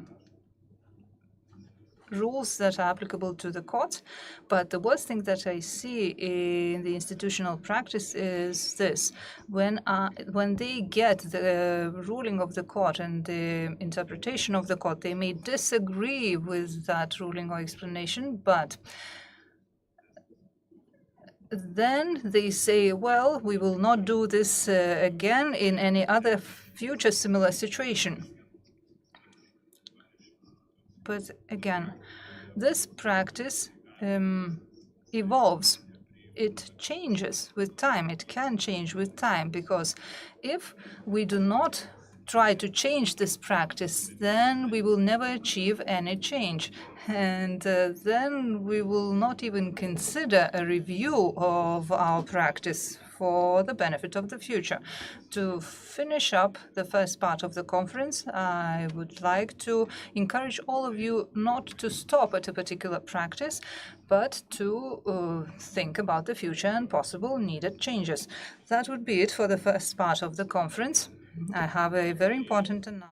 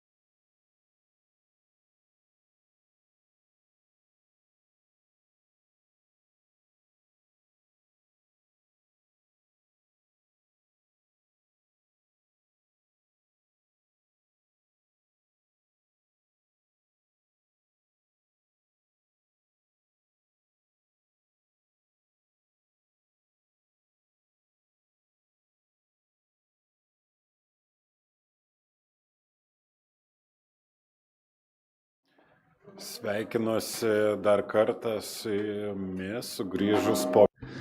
I would like to welcome you back after the lunch break. Let us begin our second part of the conference. We're going to listen to several presentations, and afterwards we will have a Q&A session. We'll be able to discuss the presentations of both parts. Maybe somebody still has the questions regarding the first part of the conference.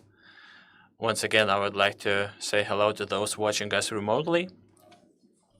And without further ado, I would like to invite our next presenter, Ms. Jana Scherer-Demir, Program Advisor at the Gender Equality Division of the Council of Europe, and her presentation is called Protection and Support for Victims of Violence Against Women and Domestic Violence. The floor is yours.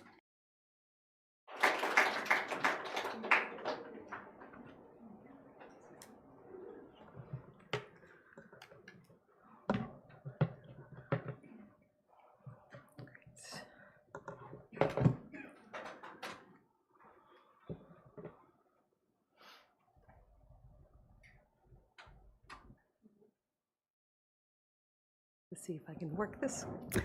Hello, my name is Jana Scherer-Demir. I work with the Council of Europe Gender Equality Division, and I'm very happy to be here. Thank you for inviting me today. I've been following this project with interest as a Council of Europe representative and international partner organization in the Lithuanian Justice and Home Affairs Program.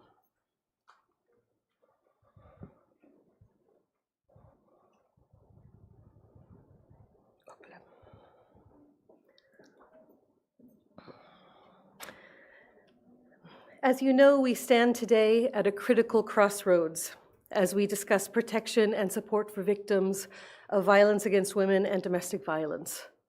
Recent data indicates a rise in violence against women in Lithuania, including an increase in sexual violence. These statistics, coupled with Lithuania's ranking falling short of the EU average on the EGE Gender Equality Index, paint a concerning picture. However, they show a path forward, a path paved with concrete action and unwavering commitment. One very important tool for combating violence against women and domestic violence is the Council of Europe's Istanbul Convention. We know that while Lithuania signed the convention in 2013, it has not yet ratified it. However, the recent EU accession to the Istanbul Convention in June 2023 brings an important new dimension to the discussion. Lithuania is now impacted by the EU's ratification, offering an opportunity to further strengthen national efforts. Recent developments in Lithuania offer a glimmer of hope regarding ratification and full implementation of the standards.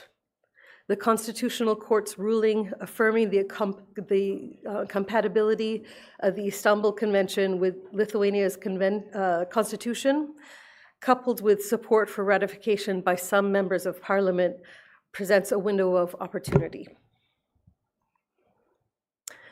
Regardless of whether Lithuania has ratified the Istanbul Convention, it serves as a roadmap for tackling violence against women and domestic violence.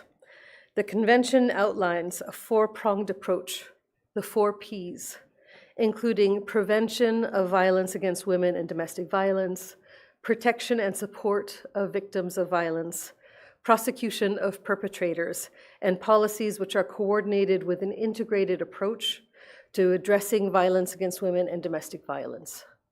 These 4 Ps provide a comprehensive framework for addressing gender-based violence against women. Today, I'll talk to you for about 20 minutes on protection and support measures for victims under the Istanbul Convention to address specific challenges to protection and support for victims. Protection is one of 4 main principles outlined in the Istanbul Convention and is the basis for gender-based violence work that we're doing in EEA and Norway grants, and also with the Synergy Network Against Domestic and Gender-Based Violence, in which Lithuania has been quite active. Chapter 4 of the Istanbul Convention outlaws a comprehensive framework for ensuring the safety of victims of violence against women, as well as their well-being and empowerment. Grevio, the body responsible for monitoring the implementation of the Istanbul Convention, has assessed 36 countries in their implementation of the Convention out of a total 39 parties to the Convention. We've now begun to learn from their experiences, which I'm happy to share with you today. We have here an infographic which lays out the main requirements for protection in the Convention. The safety and needs of victims and witnesses must always be at the heart of all protective measures adopted by a country. I'll spend a couple of minutes outlining the rights of victims and witnesses as regards violence against women and domestic violence. Their rights include the following. Information on their rights. The Istanbul Convention's Article 19 empowers victims of violence with knowledge.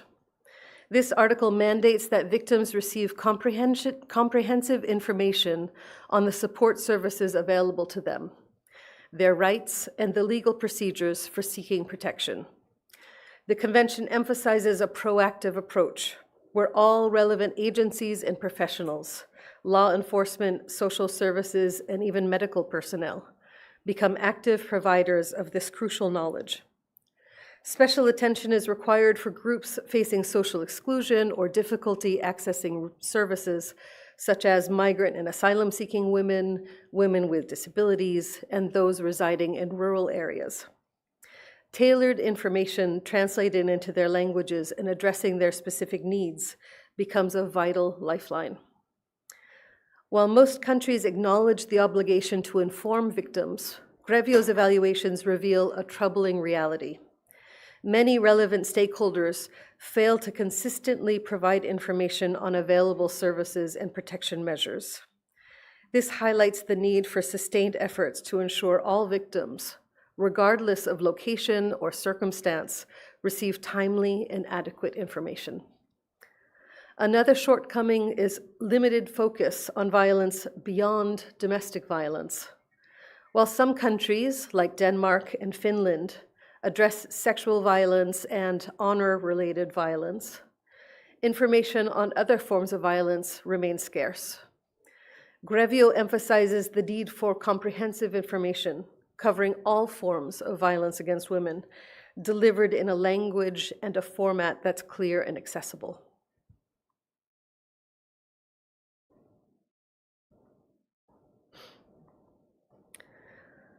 Next, we have support services. Victims should have access to specialist women's support services, which are often woman-to-woman and dedicated to specific types of violence. As this is so crucial, I'm going to spend a bit of time here. Recent data shows a rise in violence against women in Lithuania, and strengthening victim protection measures is crucial. Article 18 of the Istanbul Convention sets out the essential principles for providing effective support services to victims, emphasizing the state's responsibility to provide effective risk assessments, removal of perpetrators, and witness protection programs. At the heart of Article 18 lies the concept of coordinated action, with a safety net woven from the cooperation by various entities, the judiciary, law enforcement, social services, NGOs, and local authorities. Each strand plays a crucial role in protecting victims. The Convention particularly emphasizes the inclusion of women NGOs and specialist support services, ensuring their voices are heard in shaping these efforts. Services should prioritize the safety and human rights of women, while fostering their empowerment and economic independence. One-stop shops are encouraged, a single location where victims can access a range of services, minimizing the burden of navigating a complex system. Avoiding secondary victimization and respecting victim autonomy are also vital. Victims should be empowered to make informed decisions about their safety and well-being, free from coercion. While many countries have established multi-agency structures, Grevio has identified shortcomings. A recurring issue is the limited scope, often focusing solely on domestic violence and neglecting other forms of violence against women. Additionally, some cooperation mechanisms lack clear protocols and established communication channels, hindering effective collaboration. However, there are promising examples of practice too. Albania stands out with its well-structured referral mechanisms at a local level, bringing together representatives from various sectors to ensure a comprehensive response. Similarly, Spain's one-stop shop approach offers a centralized location for victims to access services. A robust support system is vital. Article 19 calls for comprehensive services encompassing counseling, financial assistance, and training programs, regardless of a victim's decision to press charges.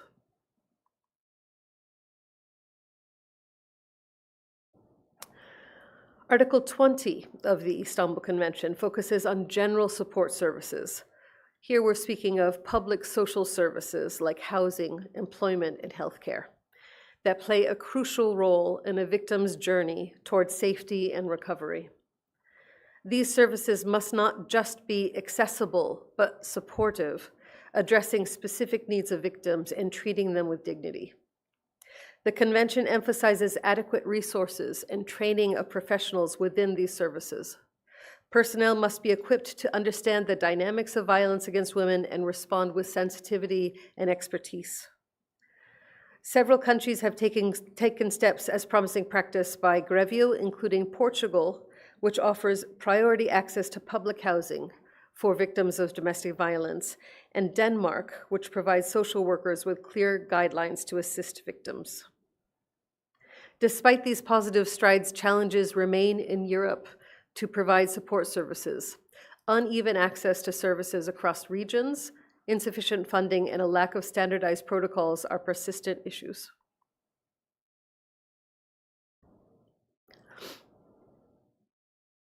Article 22 underscores the right to access medical and legal assistance. Specialist support services provided by NGOs, legal professionals, local authorities, and healthcare professionals are essential for victims' recovery. These services must be victim-centered, addressing the unique needs of each survivor, whether they've experienced domestic violence, sexual assault, economic violence, female genital mutilation, or other forms of violence. Several countries have taken positive steps, which were appreciated by Grevio. France tackles female genital mutilation through research and prevention, while the Netherlands provides specialized consultations on the topic. However, challenges persist. The availability of specialist services often varies greatly depending on the type of violence experienced. Domestic violence receives more focus, leaving victims of other forms of violence with limited options. Furthermore, as we've seen in other areas, vulnerable groups like migrant women, disabled women, and those from ethnic minorities face additional hurdles. As we've seen most recently, the increasing prevalence of online violence necessitates the development of specialist support structures to address this growing concern.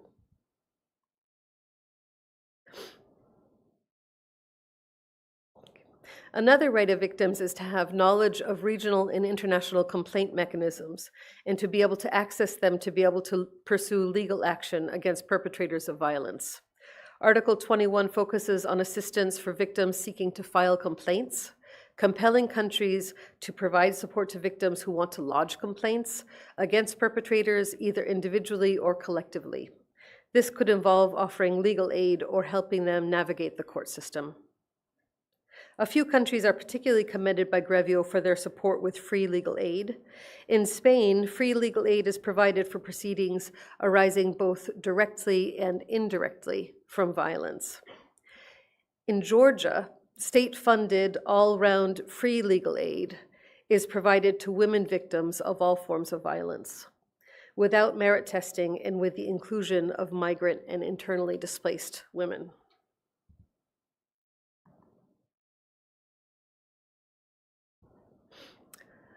Shelters are a crucial category of specialist support services, aiming to ensure immediate, around-the-clock access to safe accommodation for victims.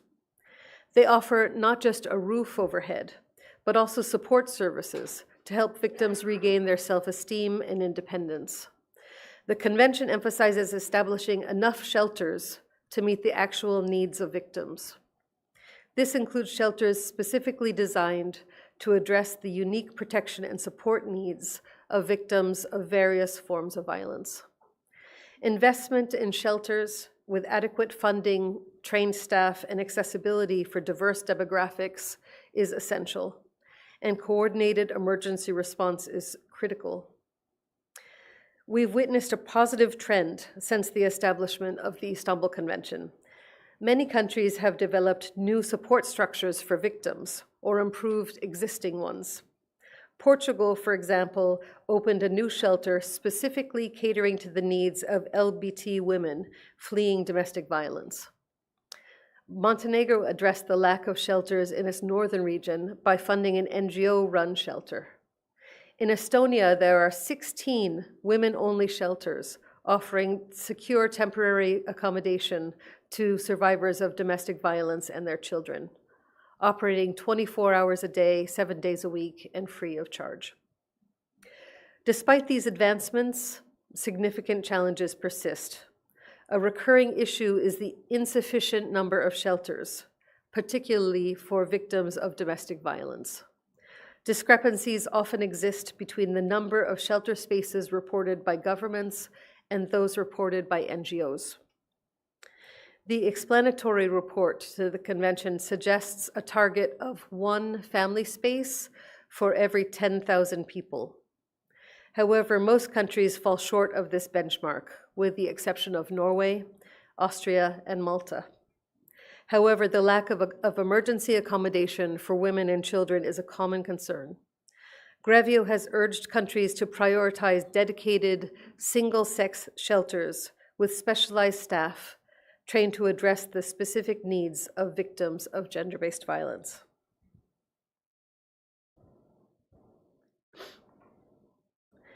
Rape crisis or sexual violence centers.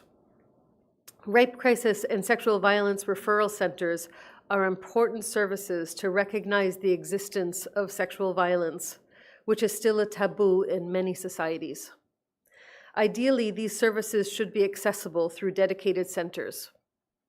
Rape crisis centers focus on long-term support, offering face-to-face counseling, support groups, and connections to other vital services. During court proceedings, they provide woman-to-woman advocacy and practical assistance. Sexual violence referral centers specialize in immediate medical care, high-quality forensic practices, and crisis intervention, focusing as first responders, ensuring victims receive prompt attention. They may operate within hospitals, addressing recent sexual violence and referring victims to community-based organizations for further assistance. To ensure widespread access, the Council of Europe recommends establishing one of these centers for every 200,000 inhabitants. Through our monitoring, we've seen that before the Istanbul Convention came into force, many countries lacked specialized support services for women victims of sexual violence.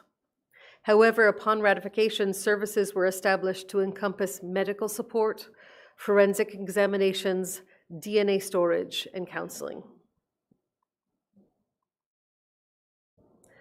Reporting violence to authorities. Speaking out against all forms of violence against women is crucial for justice and for accountability, while at the same time respecting the autonomy and empowerment of women to make their own decisions.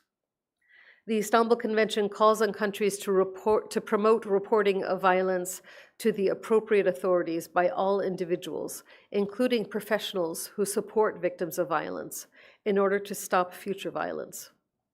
Reporting by professionals is a delicate balance between professional confidentiality and the urgent need to protect potential victims of from serious violence. Many professionals operate under strict confidentiality rules, based on domestic laws. However, these rules should not hinder reporting when there are reasonable grounds to believe that a serious act of violence has occurred or is likely to happen. We've seen that there's been progress in this regard in many countries. Finland, after ratifying the convention, took significant steps to prevent homicides, especially within families. Legislative amendments in 2015 allowed professionals previously bound by confidentiality to notify agencies when they suspect a risk to the life of a woman or child due to domestic violence. Monaco also adapted its legal framework.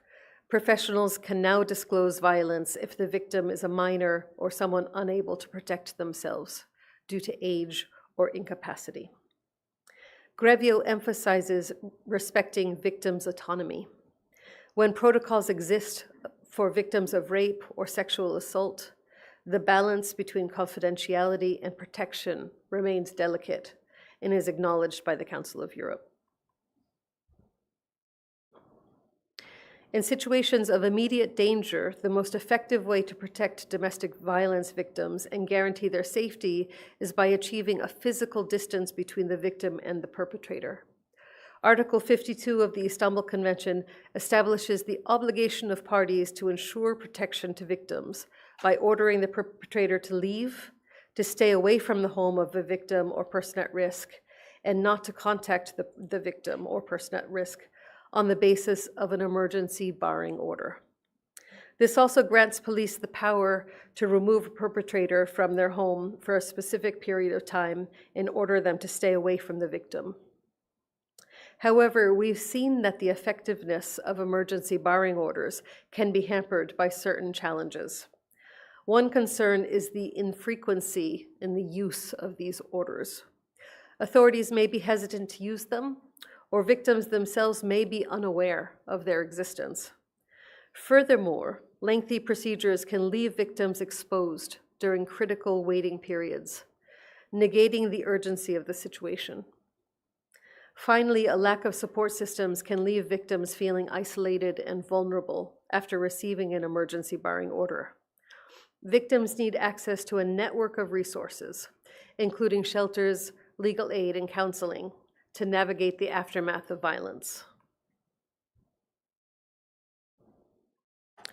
Protection or restraining orders are legal measures that can keep victims safe from perpetrators. Article 53 of the Istanbul Convention emphasizes the importance of making these orders accessible to victims. Victims should be able to get a protection order, even if they don't want to press charges or divorce the perpetrator. This empowers them to seek safety without additional burdens. Protection orders should cover all forms of violence against women, including domestic violence, stalking, and forced marriage. No woman should be left unprotected because of the specific type of violence she endures. Sometimes there may be a delay between an emergency order and a long-term protection order. We need to ensure that there are no gaps in protection during this critical time. Unfortunately, Grevio has found that there are challenges in implementing these orders effectively.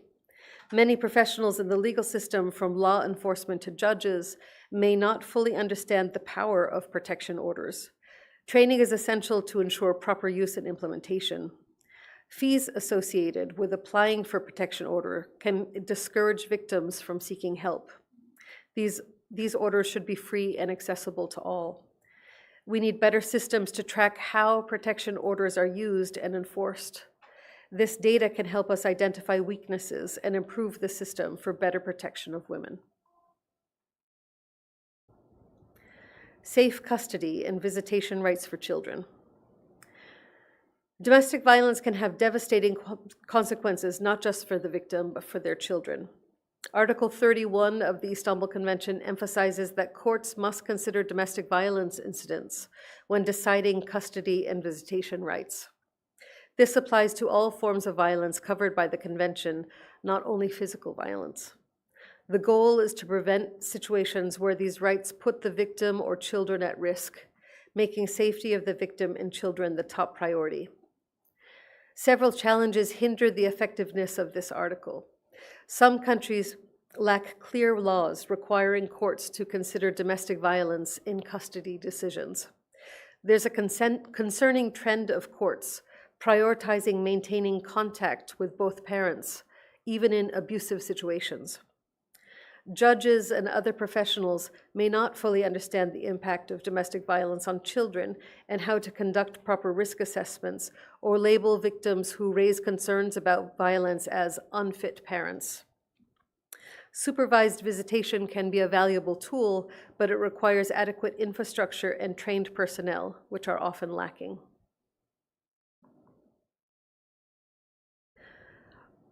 Free telephone helplines.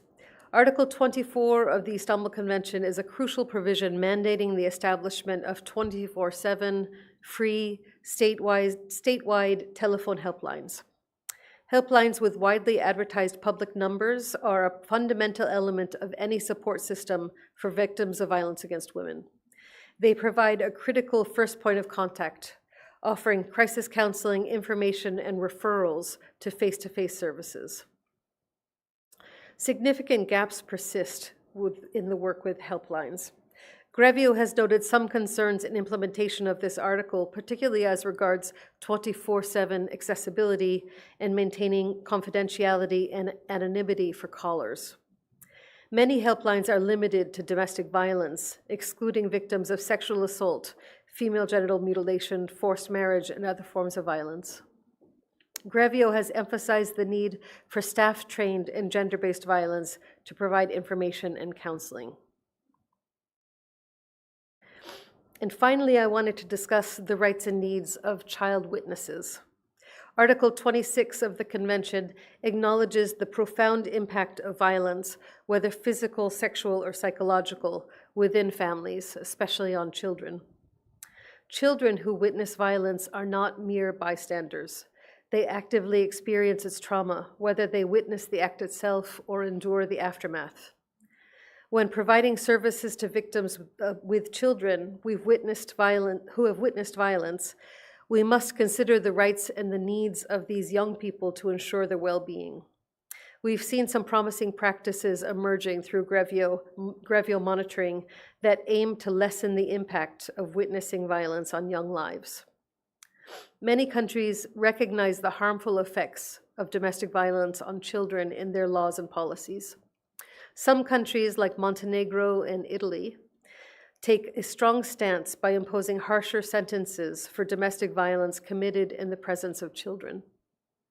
The legal system recognizes the harm inflicted upon young witnesses. In Denmark, specialized support to child victims and witnesses of violence is provided. In countries like Iceland and Andorra, children who witness violence are recognized as victims themselves, which is aligned with the standards of the Istanbul Convention. As we know, violence against women is not just a Lithuanian problem, but a global one. However, Lithuania has a unique opportunity to become a leader in addressing it, especially considering the tools and promising practice now available through the Council of Europe on protection measures. The fight against violence against women and domestic violence requires a national commitment. In Lithuania's next round of EEA and Norway grants, the Council of Europe's strategic advice can be crucial in this process and provide valuable support in strengthening Lithuania's approach to uphold the highest standards for victim protection and support. The Council of Europe has several resources developed to accompany our member states in implementation of the Istanbul Convention, which can be found in our online resource library. We're also collecting promising practice from the Istanbul Convention in several publications, including the midterm review of Grevio reports, which you see on your screen here. With the Istanbul Convention as a roadmap, strengthening policies and legislation, allocating resources, investing in training, and raising public awareness, we can work together to build a future where violence against women is a thing of the past. Thank you very much.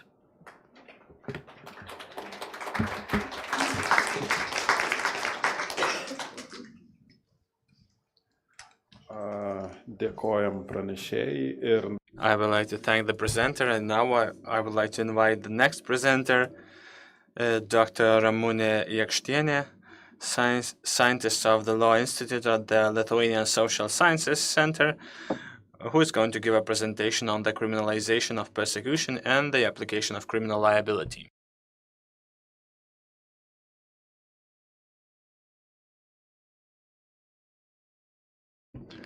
Good afternoon, dear colleagues, guests. Thank you for the invitation to join this conference. And of course, thank you for the opportunity to join the activities of this project.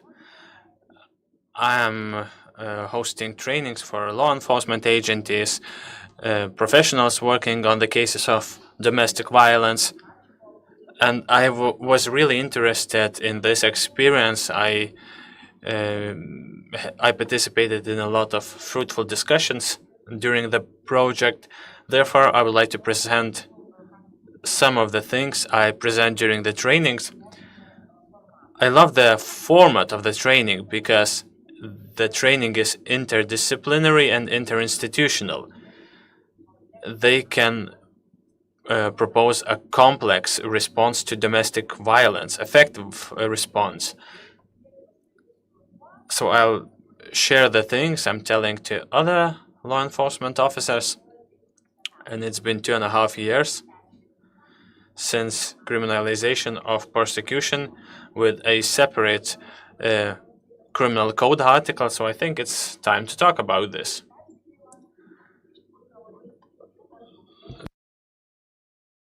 Stalking is a very difficult and complex phenomenon. It hasn't been studied well, and it's not really understood. It's misinterpreted, and it's full of stereotypes. My presentation is part of my wider research that I'm carrying out during my postdoctoral internship. It is funded by the Lithuanian Sciences Council, and I'm really glad about this. So, as I've said, stalking is a difficult phenomenon. Researchers do not still have a unified definition. However, I'm interested about the origins of that term.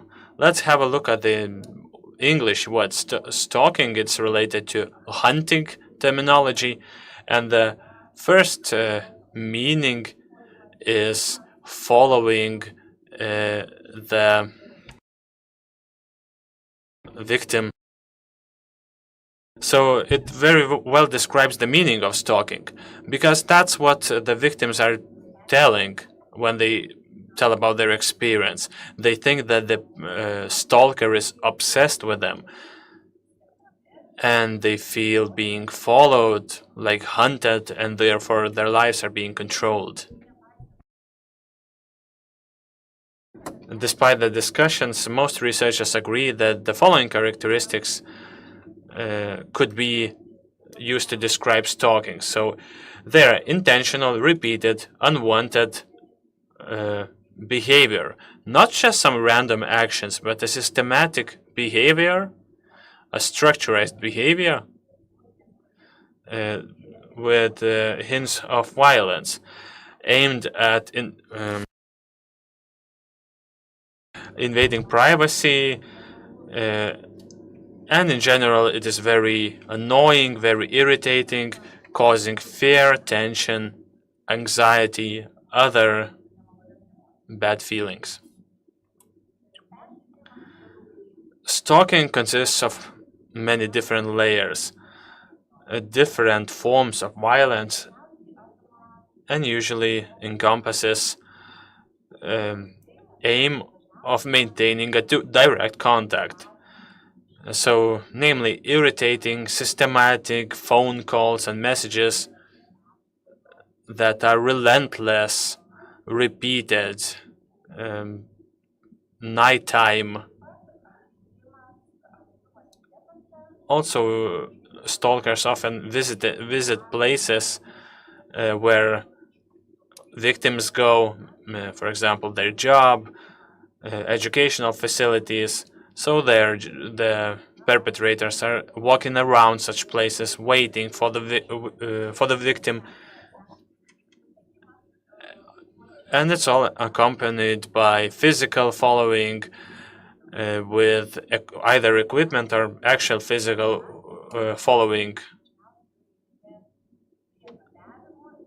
And also it's all accompanied by abuse, by fake claims, and creating insecurity in general. There are other more subtle stalking tactics which may seem pleasant or even romantic. For example, sending gifts, flowers. But when you're not aware of the history of the relationship, as I've said, it could seem all very nice. But knowing that the relationship, the nature of the relationship was violent, this might result in some threats understood only by the victim themselves. Stalking could stem from wanting to maintain indirect relationship, for example, trying to reach the victim through social media, through other technical or social equipment.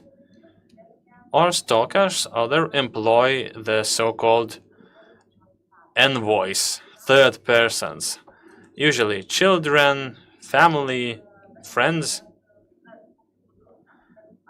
But why do they do this? Well, either to gain information about private lives of the victim, some sensitive information, or just to send a message, a threat, and so on and so forth.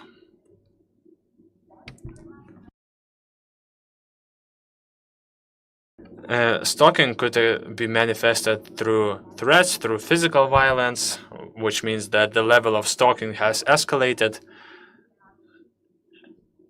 resulting in physical assaults, break-ins, destruction of property, health issues, or even harder crimes.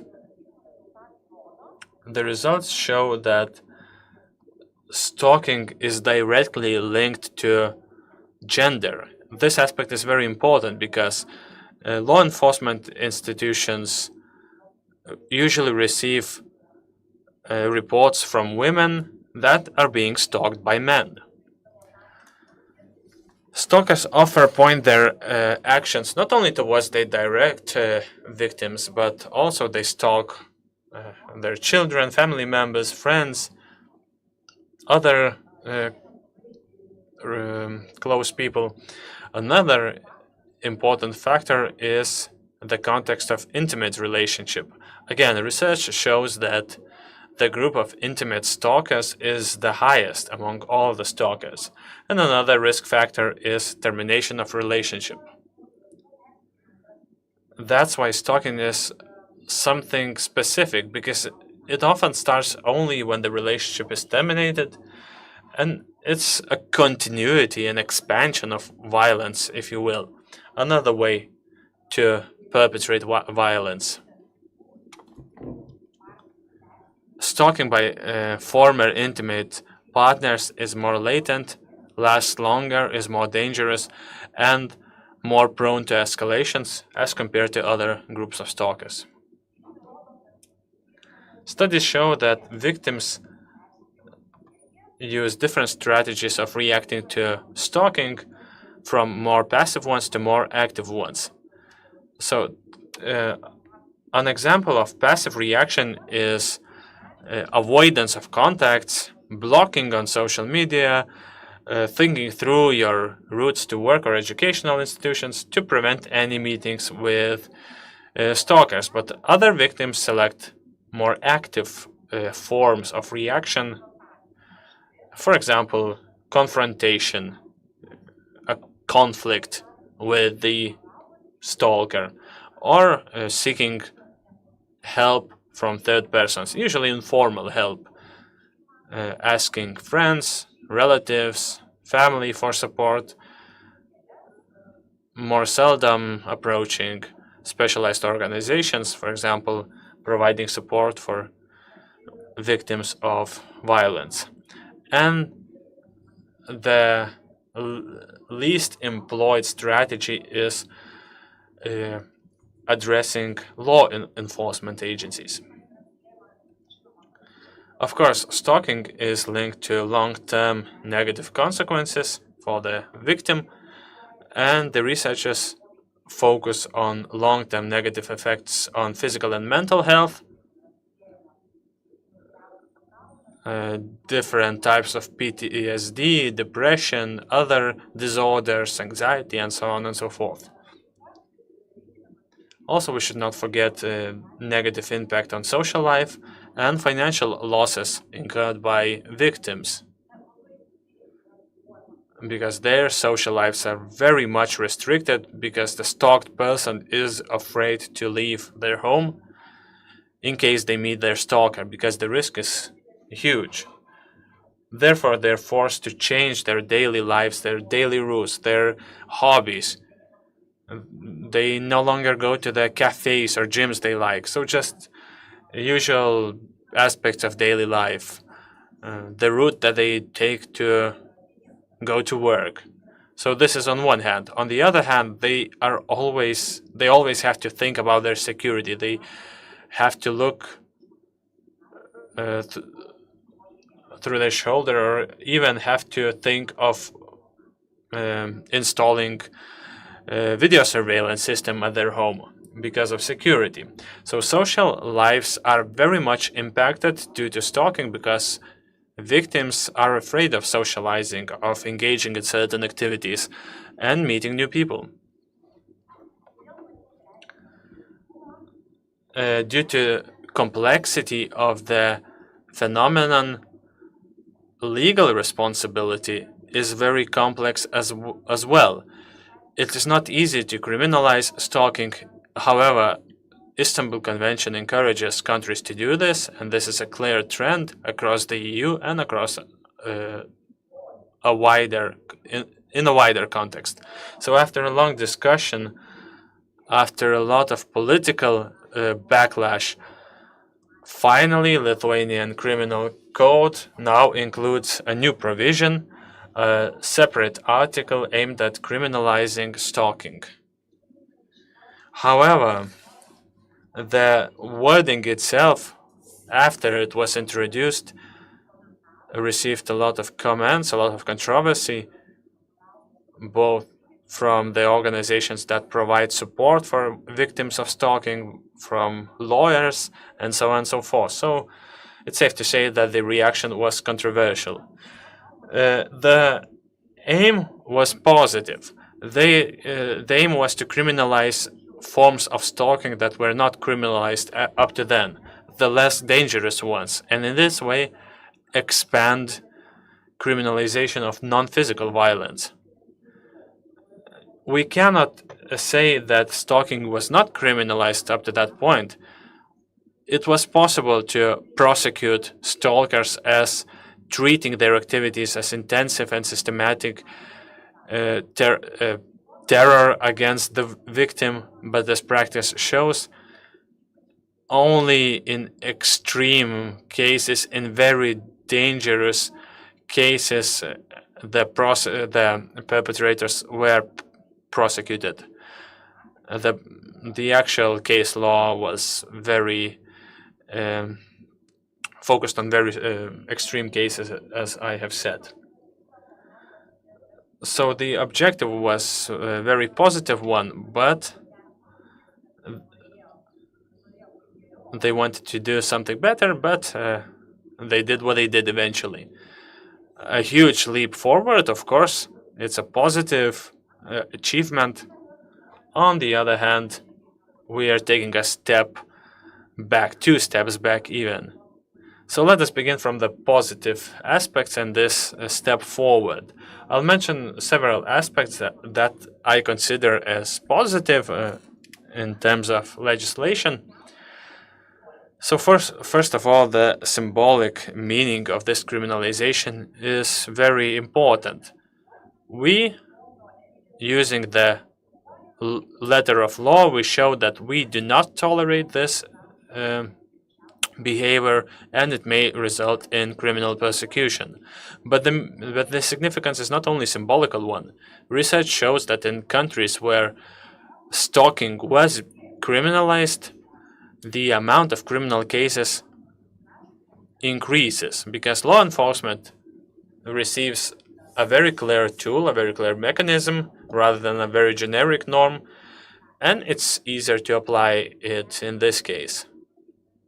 Therefore, we expand criminalization of non-physical violence, and amount of stereotypes on stalking decreases.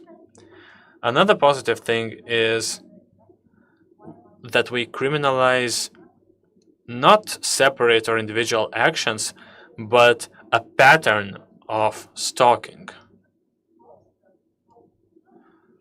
So it better reflects the phenomenon of stalking and the experiences of victims. Another welcoming thing is the chosen terminology. Our legislators selected this term stalking. Other countries have different terms. Another alternative is harassment.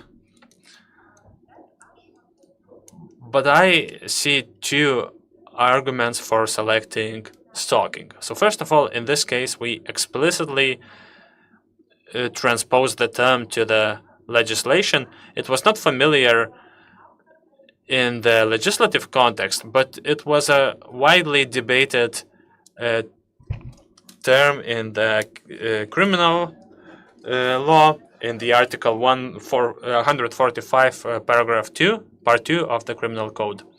And it better reflects the nature, because stalking and harassment are not uniform terms.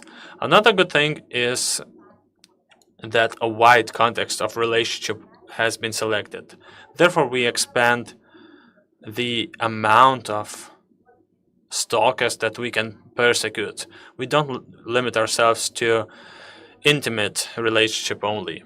Another thing is that our legislator has selected an indefinite list of criminal actions that can be considered stalking, because other countries have different tactics. They have a list of activities that could be considered stalking. So our legislator's option is more difficult for the law enforcement, but more favorable to the victims, because research shows that stalkers can be very creative. They are quick to react to the victim's reaction to the changes in the legal framework, and they find new ways, new techniques how to stalk. Another positive thing is that the consequences are not linked to fear. A fear is not a compulsory consequence in order to persecute a stalker, which is a common practice in European countries. Even the Istanbul Convention links stalking with freedom. So I very much welcome the wording of our legislators, because research shows that it is not the only or compulsory consequence, because sometimes stalking does not result in consequences or has different kinds of consequences. And another positive thing is that our legislator considers this as a criminal activity against person's freedom, because stalking is considered as controlling action. Therefore, it invades person's privacy. So these are the positive things that must be mentioned and welcomed. But I'm afraid this is where the positive things end. And now I would like to focus on the 2 steps back. Kur aš kritikuočiau?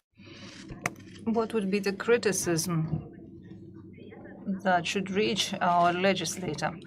And I'm afraid that practice shows that these fears are well grounded. First and foremost, I would say that this norm is formulated as a criminal offense. What does it mean?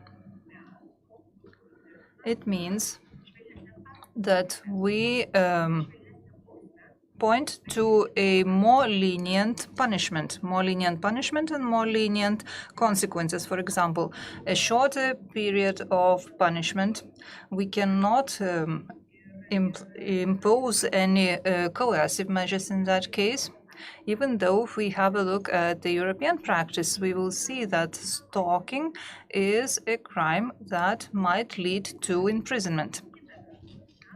On the other hand, this formulation, this definition, results in competition between two norms. The new legal norm is now in competition with Part 2 of Article 145. Even though the Supreme Court of Lithuania has already ruled on the differentiation between the two norms and the criteria that allow to differentiate between them, still practice shows that it is very often that the perpetrators try to achieve a more lenient penalty. This type of regulation leads to systemic incongruency. Article 148 prim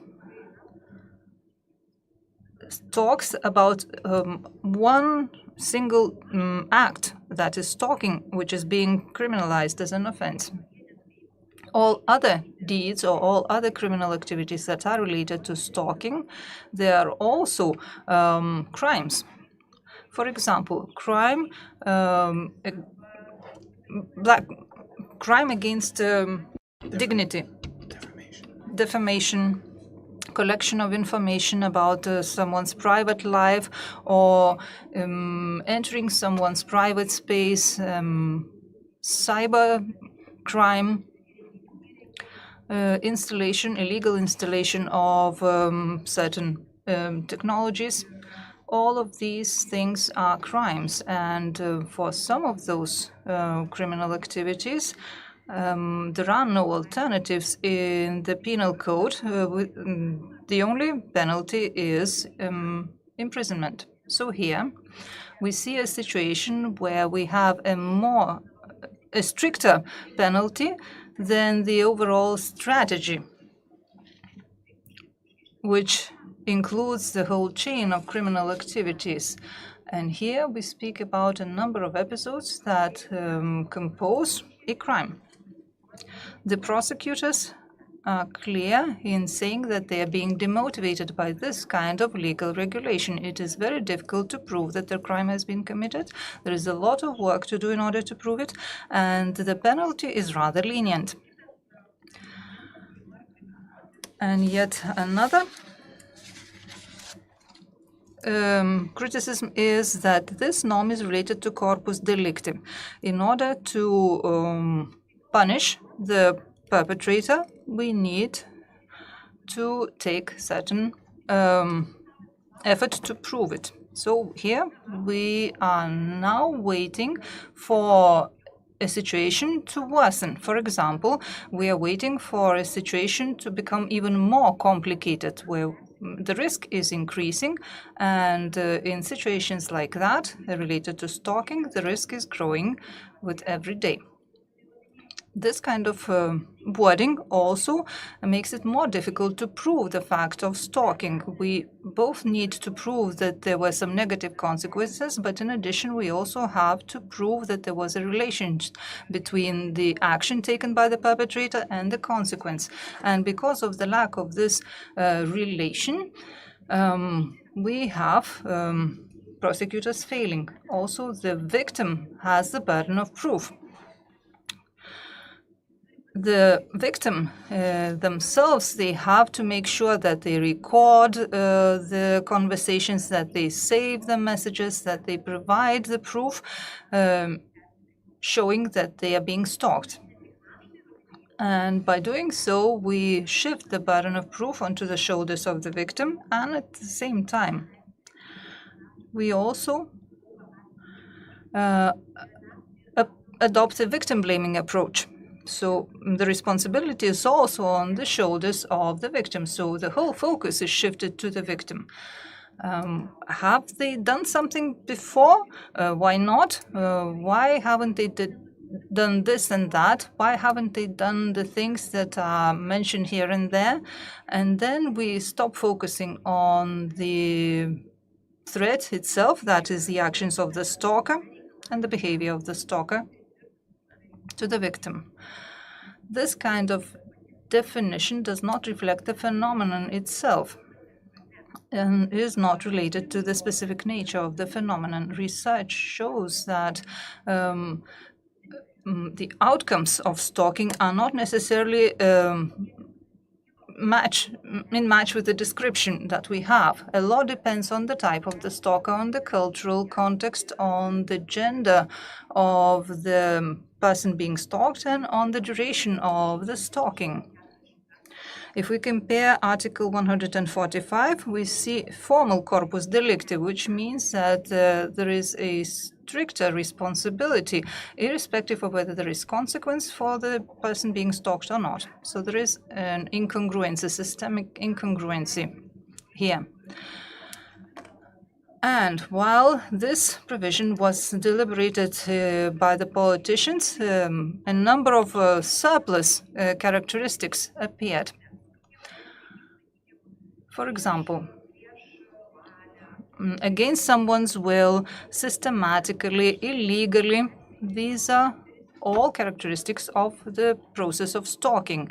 In principle, this phenomenon is already characteristic of the things that I've already mentioned, so we do not need to enumerate them while describing the crime, but there are also other features that are not included. So the key risk is related to the previous intimate relationship between the perpetrator and the victim. So the criminalization of stalking came into being in the light of previous intimate relationships between the stalker and the victim. But there are also some other features that are used to assess the situation, and the interpretation of those features raise a lot of questions. For example, against the will. And the perpetrator says, I wasn't clear whether it was against the will of the victim or not. For example, negative consequences to the social life and emotional well-being of the victim. What can be considered as a positive or a negative consequence? Well, the victim changed their address. Well, there are all kinds of reasons for that. Maybe they found a better place to live. They changed their job. Well, maybe they now are better paid, and that is a positive consequence to their social life. So this makes the process of proving even more cumbersome, and the burden of proof is shifted onto the shoulders of the victim. All of those worries are being proved by practice. I analyzed this legal norm, and I also analyzed the practice in this particular field, and we do not have a lot of practice and practical examples here, because in many cases the investigations are stopped even before the case reaches the court. And the practical problems have already been mentioned. So first and foremost, we have a situation where we do not apply Article 145 here of the Penal Code of Lithuania, and then we also forget that there are other criminal activities that are accompany the stalking, the case of stalking. For example, collecting information about one's private life, publicizing this information, application of technologies, for example, without the victim knowing it, in their car or somewhere else. So we forget to qualify these criminal actions together with other actions. And we also have issues related to the interpretation of various features related to the action of stalking. Thus, my message in the votal to the legislator would be as follows. We need to categorize this new norm as a crime, also to have a formal corpus delicti defined, and it also has to be supplemented with criminalization of the stalking of partners and also to get rid of the excessive features. Thank you very much. I hope we will have a time for discussion. Dėkoju gerbiamai pranešėjai, aš ne. Thank you very much. I'm sure we will have a lot of discussions during the coffee break and also during the question and answer session later. I'm sure you are eager to ask questions now, but please save some questions for the Q&A session at the end of this event for the rest of our viewers to also be able to follow them.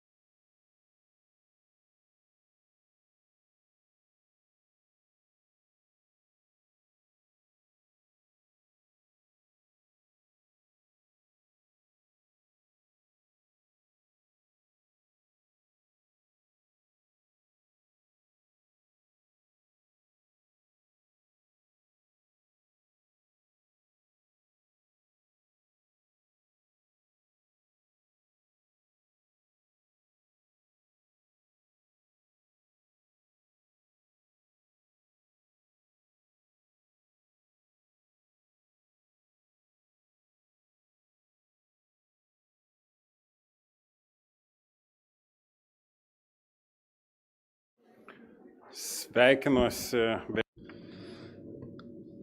I'm glad to see you, to say welcome to you for one last time. We begin our last session of this final conference aimed at summarizing the project called Improving Work Quality and Enhancing Competences of the Justice Chain to Protect Victims of Domestic and Gender-Based Violence. We have 2 more presentations left, and we hope we will have a productive discussion afterwards. So without further ado, I would like to give the floor to Dr. Alexander Segal, who is going to present a research carried out during the project related to children interviews, and he's going to share his experience in this field. So the floor is yours.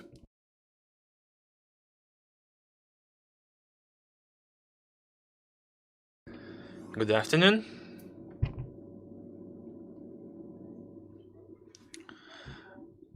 I'll begin my presentation, and I'll talk about interviews of children in the judicial context and several factors that have an impact on them, namely confirmation bias and emotions of the interviewers.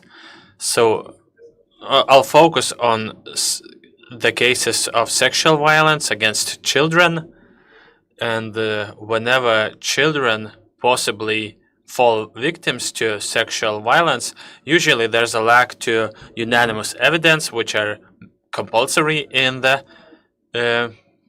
court, and there are several areas where we could look for such evidence. For example, medical investigations, also interviewing the suspects, collecting technical evidence, for example, computers, phones, and psychological or psychiatric expertise. But quite often such pretrial investigations mean that medical investigations do not show anything, or they're ambiguous. Suspects don't often talk about what they have done. There are no technical evidence, or they're hard to collect, or they do not reveal anything. And psychological psychiatric expertises are ambiguous and have major drawbacks. And in this case, the only source of information is the child himself or herself, and the interview is the major part of such an investigation. The interviews of children have to be based on the best practice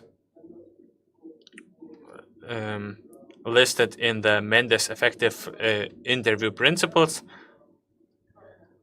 But basically, the main recommendations tell us that we need to ask open-end questions. For example, tell me what happened, tell me what followed next, what else, and avoid closed-end questions, which while asking to confirm something. For example, did he beat you? Did he touch you? Did he touch you in this place? So such questions should be avoided. And let us come back to our Lithuanian context. These figures come from the media. I discovered that during the last 3 years, there were around 12,000 pretrial investigations in Lithuania, where children were interviewed, and in more than half of the cases, children were interviewed by police officers, together with psychologists from the list of 2018. And it must be mentioned that in order to become a member of this list, you need to meet very minimum criteria. You have to have legal psychology or criminal psychology education, or if you graduated from a different kind of psychology, you could attend 2 or 3 days trainings and become and be included in this list. But also, since 2018, since the establishing of this list, there have been no work quality assessments carried out.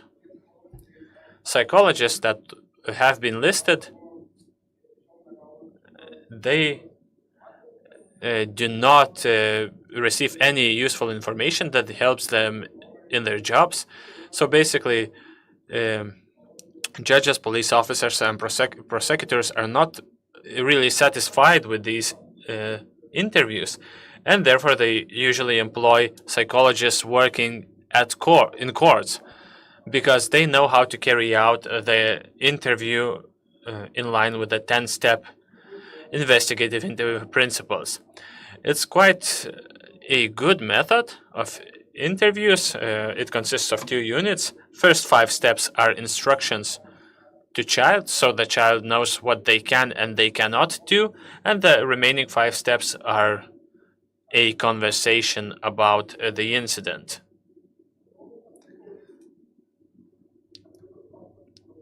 After carrying out the scientific literature analysis, it is easy to note that even the specialists that follow protocols confirmed by other scientific research as useful,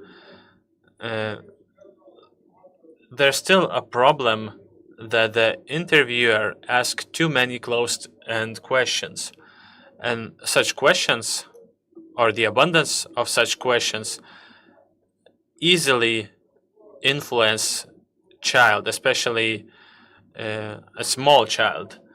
Therefore, confirmation bias result in closed-end questions, and at the same time, confirmation bias is related to the emotions of the interviewer, the way interviewer feels about the child, about the situation or the charge.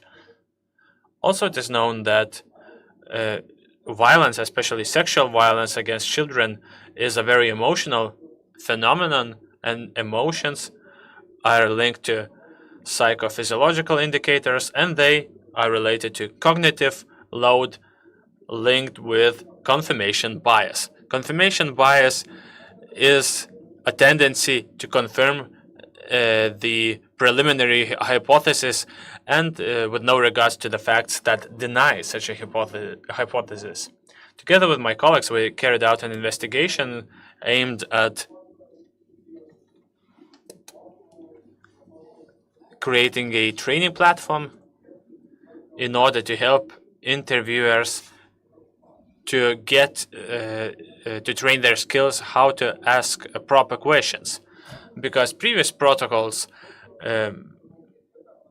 are great as guidelines, but they do not create skills, and we were trying to find ways how to contribute to skills. This avatar platform that we created, here you see one of these avatars. There are 16 of them in total. Each of them are linked with violent or non-violent scenarios. The communication takes place via the screen, and when you ask questions, the avatars, based on probabilities, answer these questions. This platform gives feedback not only about the process of the interview, the way it goes, whether the questions are appropriate or not, but the platform also gives feedback about the conclusion, whether the conclusion was correct, incorrect, based on the information that was collected from the avatar during the training. Such training takes around 2 hours. Other research by our colleagues proved that such trainings work. They result in a skill how to ask appropriate questions, and also the skill is then transposed to reality, because the purpose is not to learn to communicate with an avatar. It is to learn how to ask proper questions of children, and as I've said, these training work probably because they help to gain the skill itself. The skill is formed and then automated after a few interviews, and once a skill is automated, well, then it becomes mechanic, just like learning how to drive a car. At first it's difficult, but the more we drive, the less we think about it, and it becomes something automatic. And together with my colleagues, we wanted to have a look at this area that has not been researched well. researchers often focus on the feelings of children, but not many people focus on interviewers during interviews and how their emotions may have an impact on their abilities to conduct interviews. So first of all, we wanted to check whether there are emotional reactions to avatars, and the results show that people do react to avatars. And our research was subjective, meaning we asked the interviewers how they felt, but also we had an objective analysis. We were watching their emotions through cameras. So when it comes to details of sexual violence, result in more sadness, anger, disgust, but less sadness and less anger when there are no details about sexual violence.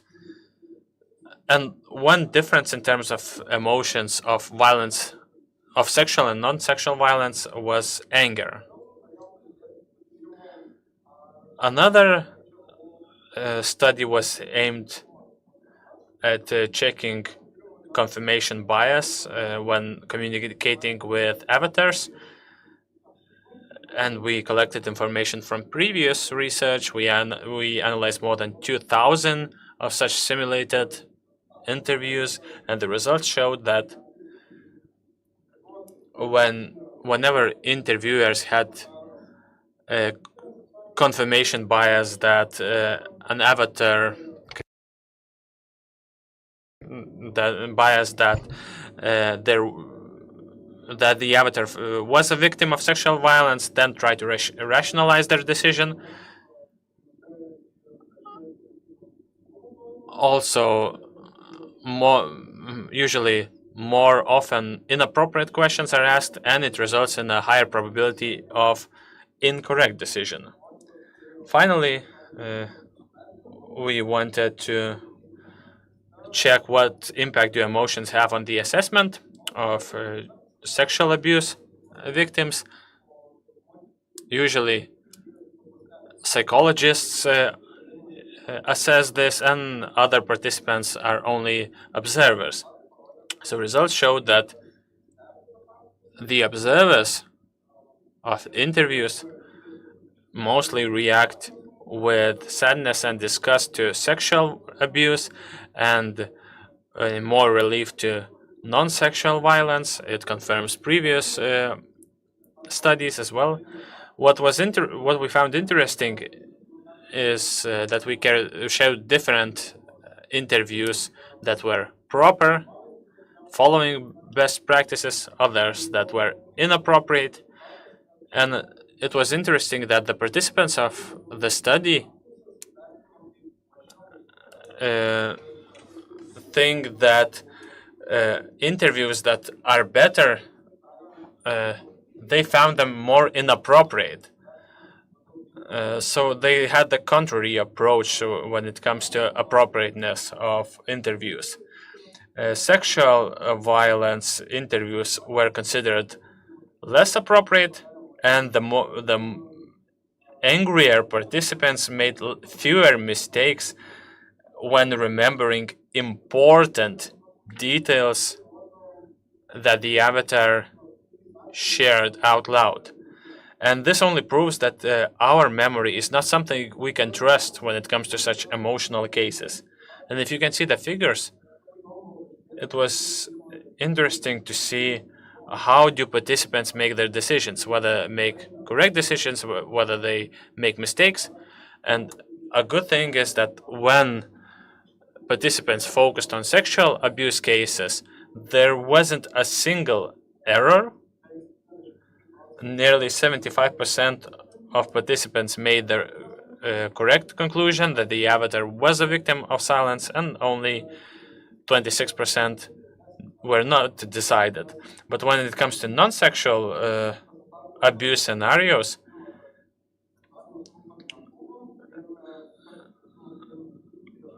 only 12% of the participants said that there was no violence in this case. which was a correct conclusion. 35% made an incorrect conclusion, and more than half of the participants were not decided. So participants are not willing to state that there were no cases of violence. Ketvirtu tyrimu norėjom pažiūrėti, We performed one more piece of research just to analyze the psychophysiological indicators of the interviewers, to analyze the influence of the autonomous nervous system on their ability to formulate proper questions. And these are the results. They are rather interesting. We found out that the participants of the interviews, before asking closed-ended questions, felt calmer. They were more assured in them being right, that they are doing the right things in the interview before they asked inappropriate questions.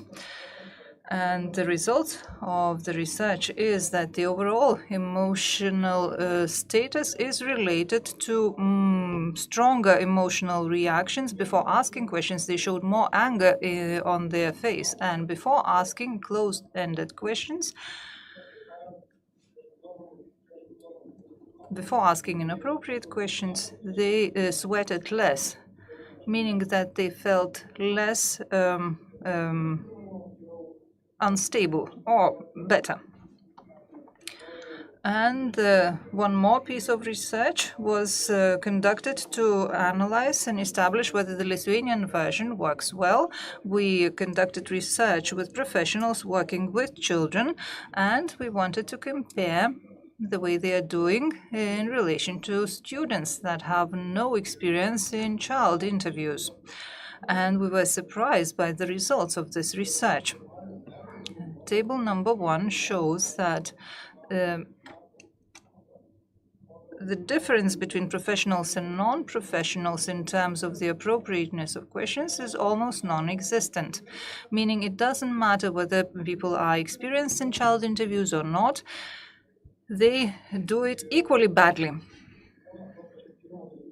And then we invited the same participants to additional training in 3 months' time.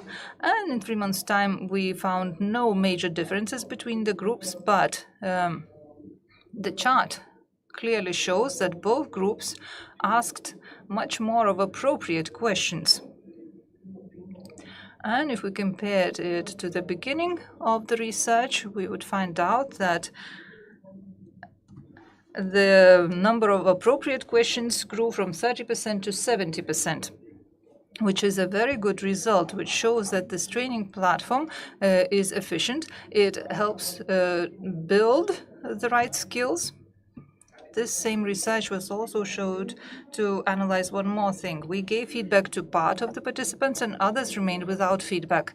And chart number 1 shows 2 groups. The group marked in red is a group that received no feedback, so they continued asking inappropriate questions and nothing changed. But the group marked in blue was given feedback, and it shows that with every single case of feedback, their interviews improved in quality and statistically relevant differences occurred. In 3 months' time, both groups made equally good progress. And we can conclude that the training involving feedback works. And the conclusions are as follows. Sexual violence against children causes emotions. And some people say they have a lot of experience with cases like that.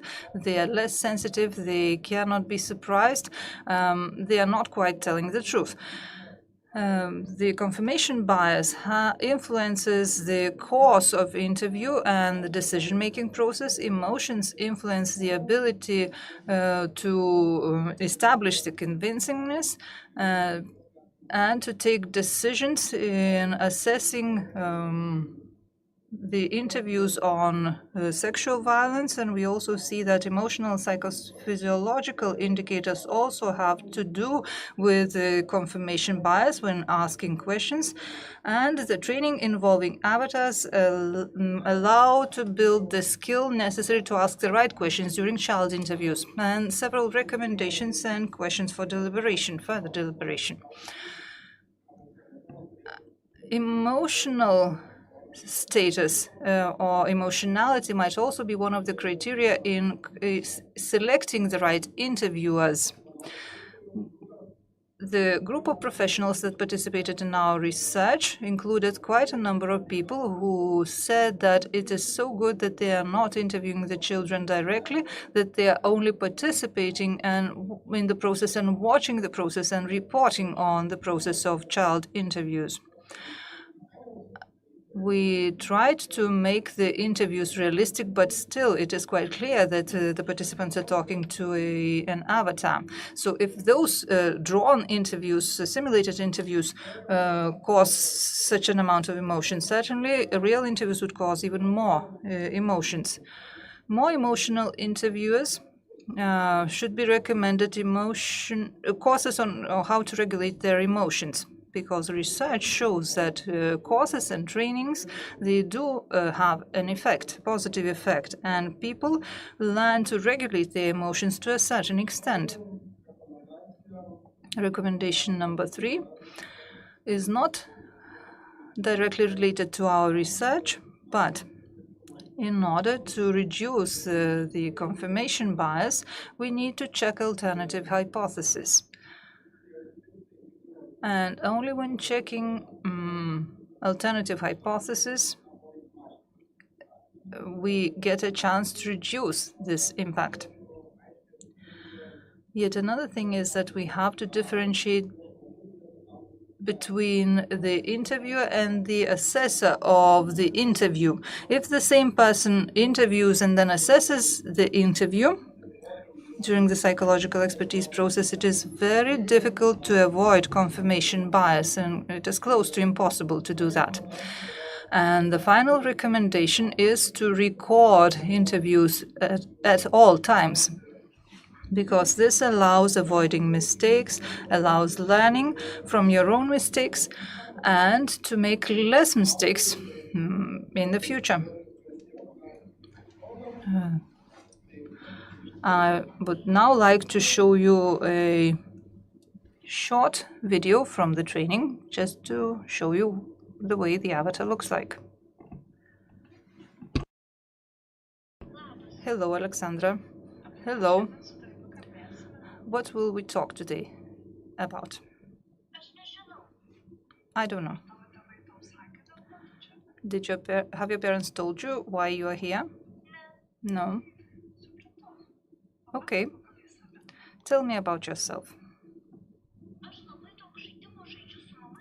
I play a lot of games with my father and my mother. What else do you do? We often watch cartoons and draw. What else can you tell me about yourself? I like spending time with my classmates. You play and draw together?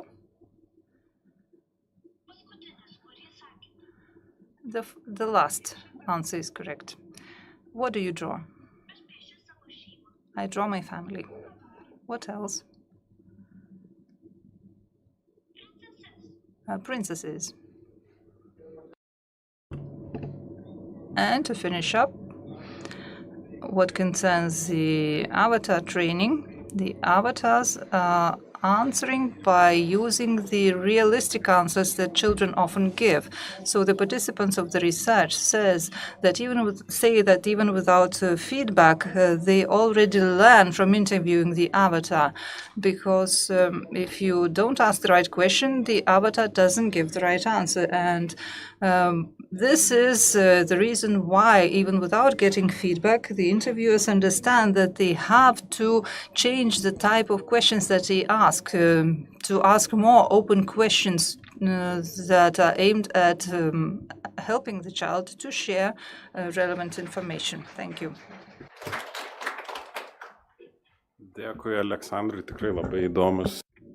Thank you, Alexandras, for presenting this study. I think there will be questions afterwards. And now I would like to invite our last presenter, Vilija Žukauskaitė, member of the board of the Association for the Consolidation of Women's Rights in Lithuania and head of the Women's Rights Association.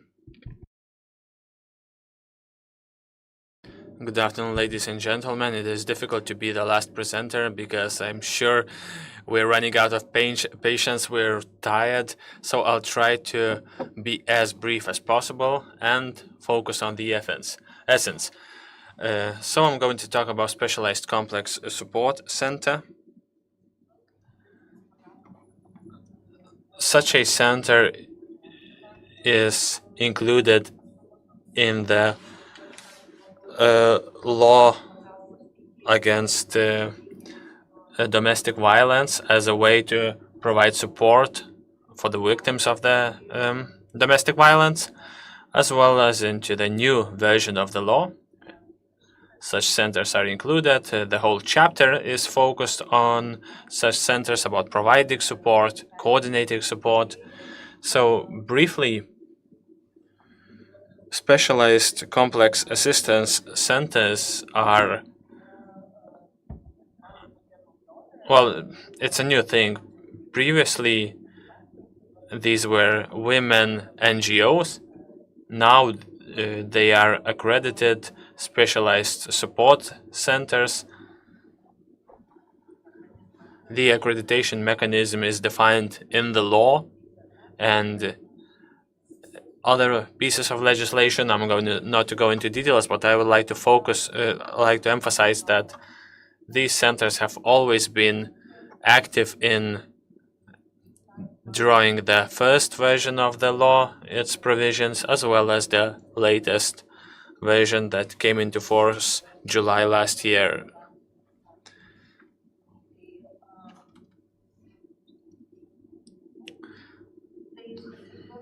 So, Specialized Assistance Centers, or SCAC in Lithuanian as abbreviated. So these are organizations that have been providing assistance for 10 years or more, assistance to victims of violence.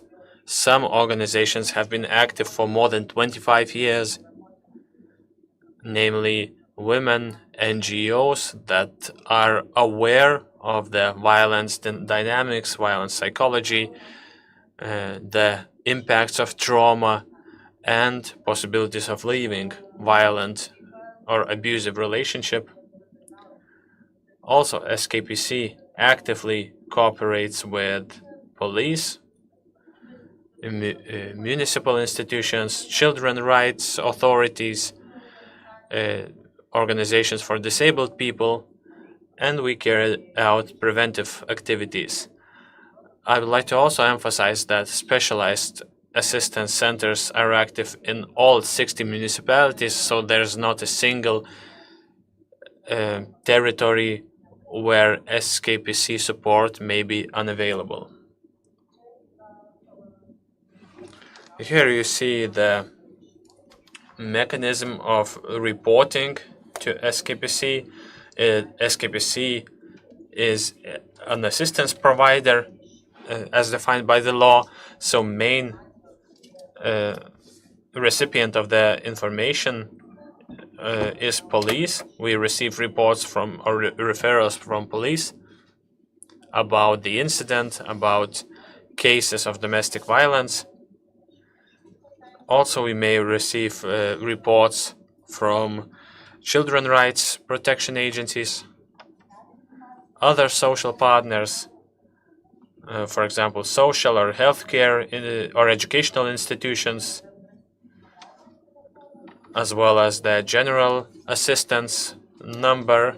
Unfortunately, we don't have a funding for a 24/7 hotline. We only have fixed working hours. And we have a direct live chats online, a system that victims of violence can use.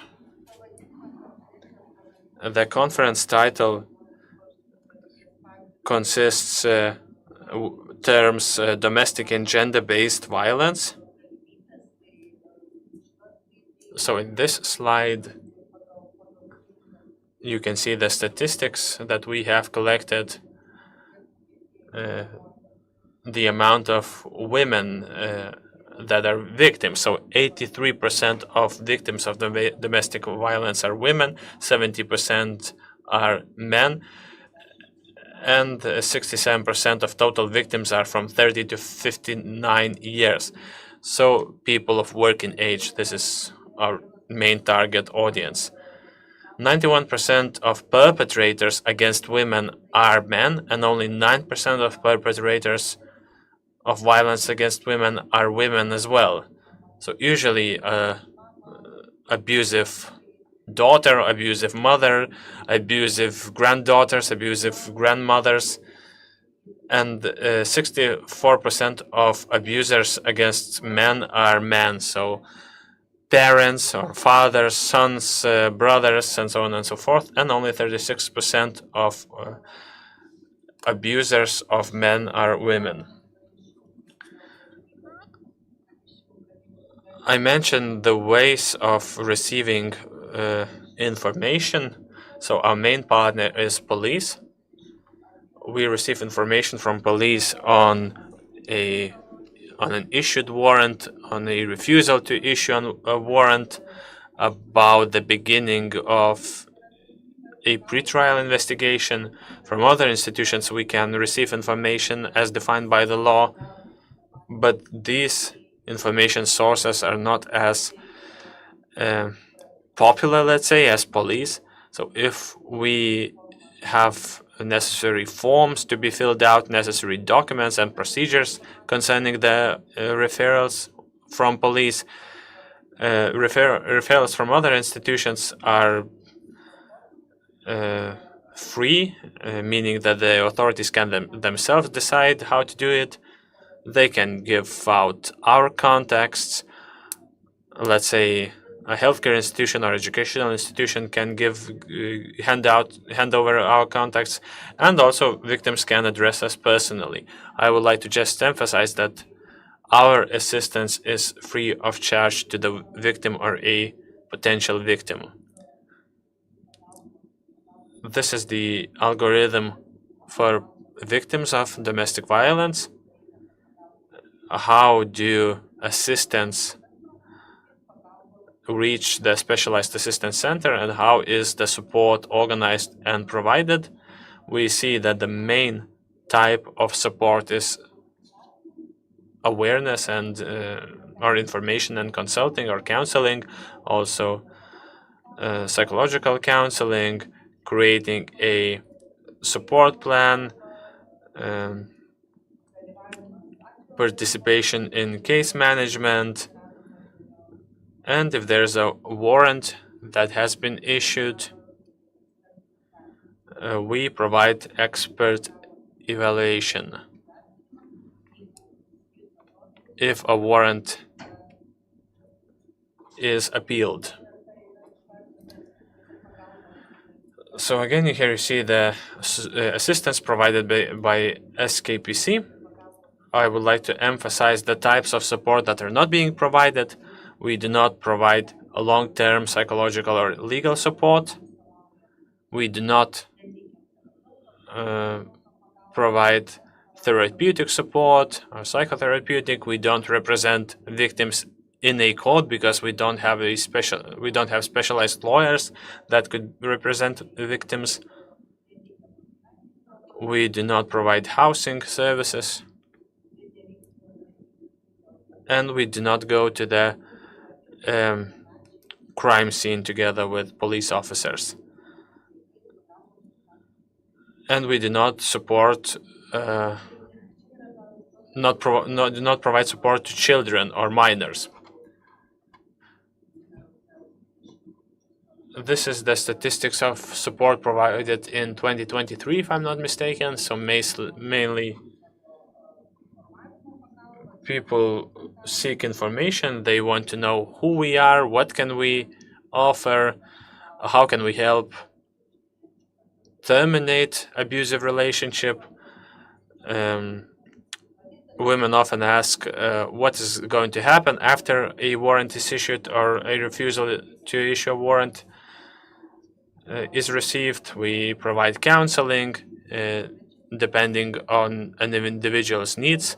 We don't have a general service plan that we must offer to the client.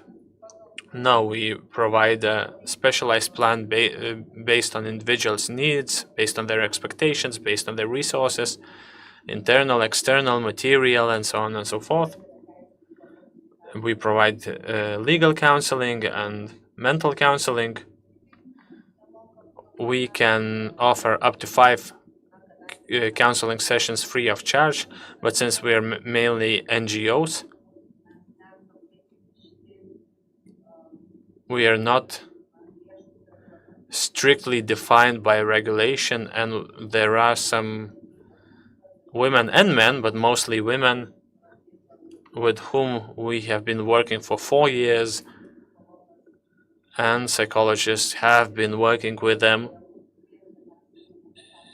If this is our client, we don't tell them, well, this is the limit, you will no longer be granted some kind of support. Also, we provide mediation services. If there's a need to find housing, we work as intermediaries. We look for housing opportunities, check conditions, check comfortability, check the contracts that we have entered into, and we help to draft documents.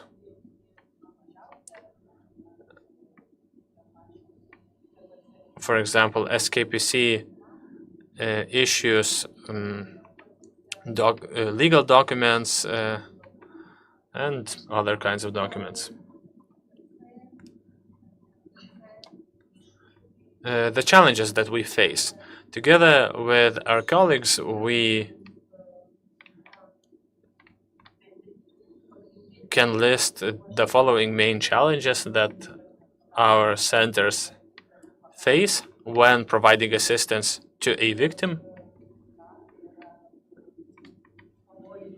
So the abbreviation PKA is a person that causes danger, PPA the one that experiences danger and has a mental disability.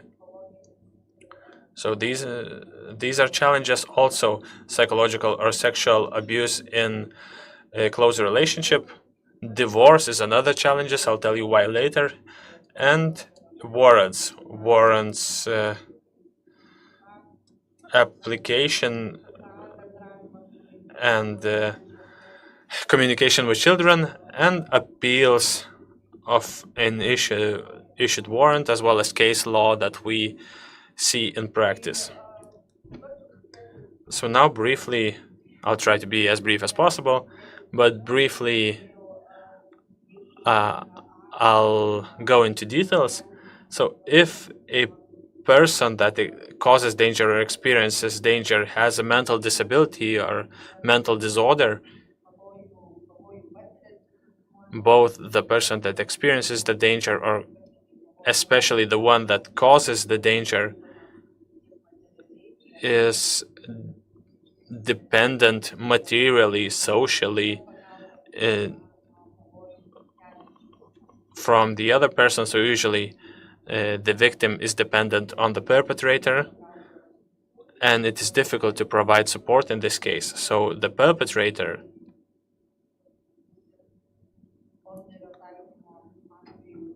if there's a warrant that has been issued, it is difficult to remove such a person from the environment.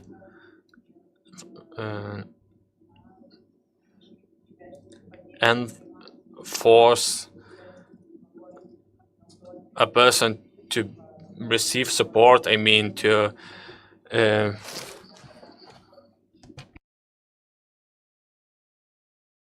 take their medication or to renounce alcohol, well, that's a challenge not only to our centers but to any institution.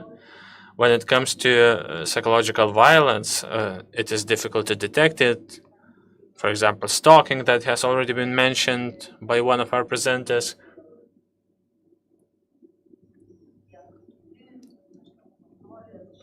Other kinds, for example, control, abuse, and it is often considered as domestic relationship, domestic conflict, that both parties participate in this conflict, that it is not something to be considered as psychological violence or abuse, that they should find a common ground, that at least one of the parties should be reasonable, and there is no features of psychological abuse. Well, conflict is an integral part of our daily lives. We tend to get into conflicts, but what's important is to know how we solve the conflicts, if we accept others' opinion or if we want that the other party listens to us at any price. And we try to force this by any means possible, by insulting the other party or using other methods.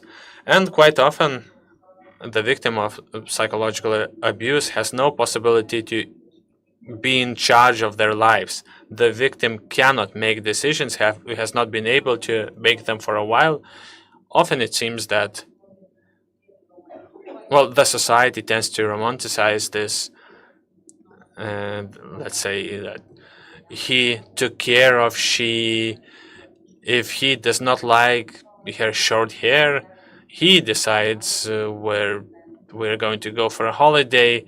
He decides where the children will study, and the woman cannot express her opinion concerning the pastime activities of the children because he is educated, he makes money, he is the breadwinner of our family. That's why he is in charge of the decisions. And there's a fine line between this romanticism and this lack of control over personal lives. It's difficult to know what happens even for the victims themselves. Sexual violence also has a lot of myths attached to it. For example, performing your duty, or often people are talking about headaches, jokes about women having headaches and not willing to have sex. As a result, or women being unattractive, very often women experience sexual abuse or sexual violence. Well, there are all kinds of situations where clients or women themselves do not recognize sexual abuse. And only after we ask them to fill out the questionnaires with indirect questions, the women mark the answers to the questions that indicate that they experience sexual violence. For example, a woman is asked, have you ever had a sexual intercourse when you didn't want it? Was there a kind of sexual intercourse that was unacceptable to you? They say yes, but if you ask them directly, have you experienced sexual violence? They say no. But based on their answers to other questions, we see that they most probably experience sexual violence. And then in the environment and the institutions as such, the environment of the victim, those women, their brothers, their sisters, their friends, when women talk to the environment and say, I experienced this sexual abuse, they should also confirm that this shouldn't be the case. But very often they do not receive any support from their environment. Often people say, what kind of sexual abuse are you talking about within your family? This cannot exist. Divorce.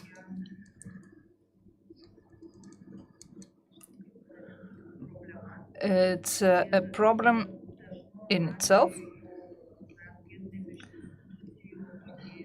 Often our institutions are speaking about people being involved in divorce or divorce participants,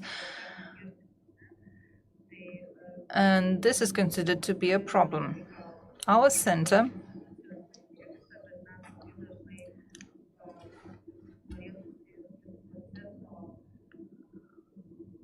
often indicates that we need to have experts in the divorce process who understand, including the judges and the prosecutors, that there might be violence in the family. And very often, people, in order to avoid violence in the family, they want a divorce. They want to share the property. They want to decide on how they will take care of their children. And in the process of divorce, we almost always lose the context of violence, and the violent relationship gets lost from our side. Often in the process of divorce, children's rights protection agencies speak of parents being in conflict. When we speak about conflict, we speak about situations where parents have equal opportunity to influence the situation, be it by shouting or in any other way. But when we speak of violent relationship, then it is not the case where both partners have equal influence on the process. Therefore, when speaking about divorce, in situations like that, we cannot ask the parents to agree on the solution. This is not right.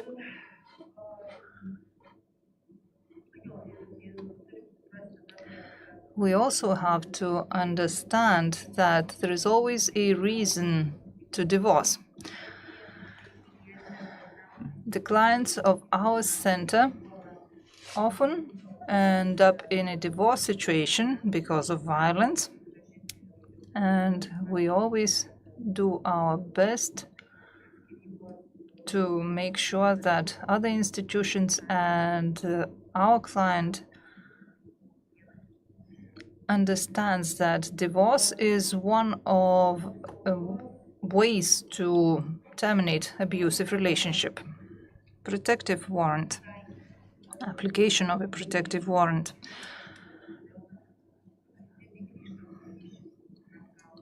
We do get our key feedback about the protective warrant from our clients, and the victims often are very positive about the warrant because it allows people and families to get some rest, to take decisions, to avail themselves of support that is available. And yet another positive thing is that the warrant helps the victim and also the children. Previously, such measures would only be applied to cover the woman. And then there would be space to manipulate the victim through their children. And the perpetrators would say, I'm not interested in you as my wife, but I want to see my children. I want to enter their living room. I want to see what they have in their closet, and so on and so forth. And then the police receives calls from parents or from fathers saying that they came to visit their children and the mother attacked them. Thus, the warrant is a tool that allows the whole family to get some rest from the situation. And when the court rules on the order of visitation of children, warrants allow to have breaks from the visits. Of course, we do receive complaints, but in general, the warrants are viewed as a positive measure. Appealing against the warrant,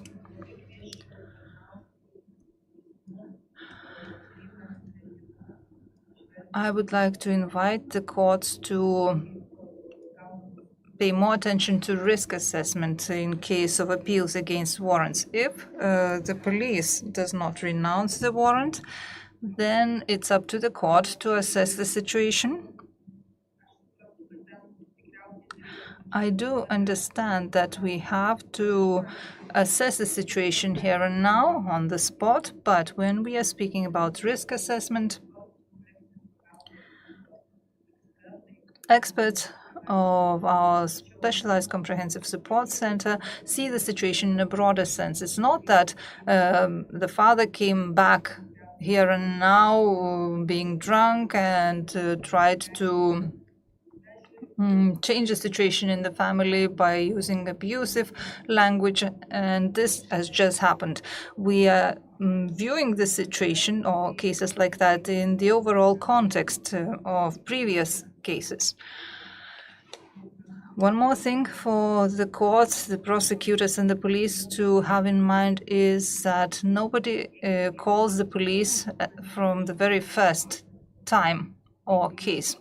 If someone's calling the police, it means that it's a repetitive case and there is a threat involved or danger involved, and you have to be really serious in assessing this danger and assessing every single case.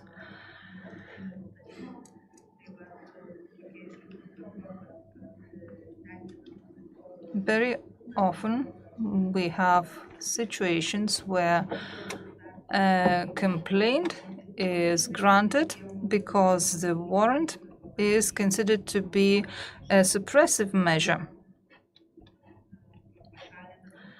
meaning that an individual is removed from the environment where they cause risk. Opinions vary in this case. Well, of course, a warrant is a rather strict measure, but having in mind the things that today's presenters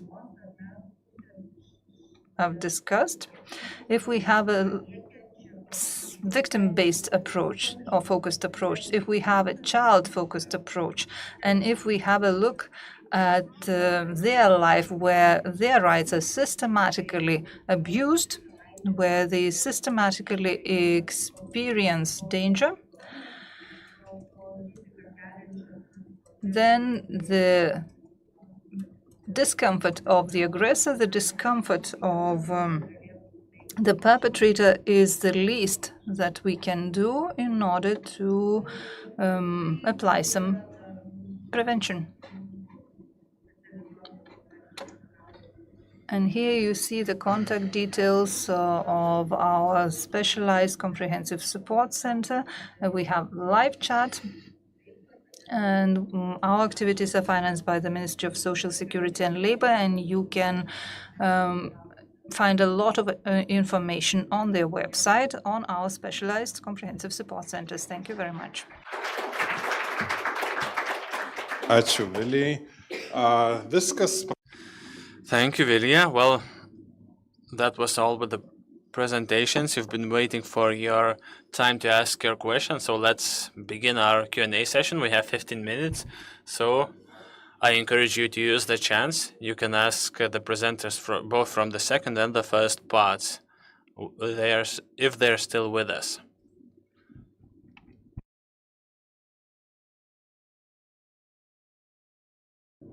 I cannot ask all the questions on your behalf, so please be brave.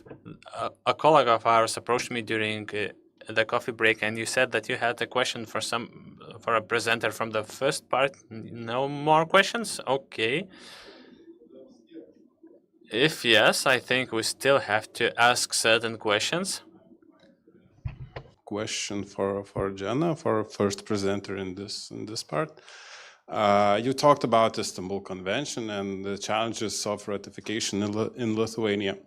The opponents for ratification in Lithuania states one thing, basically. All measures in the convention are applied in Lithuania through special laws and other laws, so there is no need for us for further ratification. What is your approach to that? It's working. Yeah. Already, thank you. Yes, and if that's the case in Lithuania, that needs to be assessed by Grevio to be sure that that's the case. If that's the case, that's fantastic, and the Council of Europe is very happy also to support Lithuania in implementation of the Istanbul Convention. Where it can be problematic is that this can change from government to government. There could be changes that would bring Lithuania out of compliance.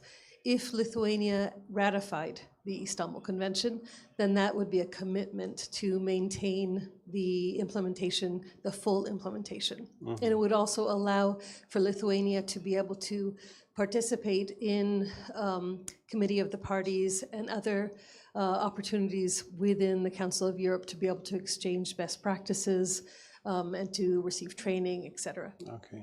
But even if Lithuania never ratifies the Istanbul Convention, I hope that that's not true. Council of Europe, of course, stands ready to support Lithuania in implementation as well and applauds that.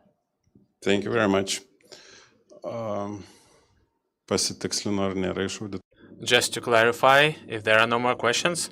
If not, I have a question for Ramūnė.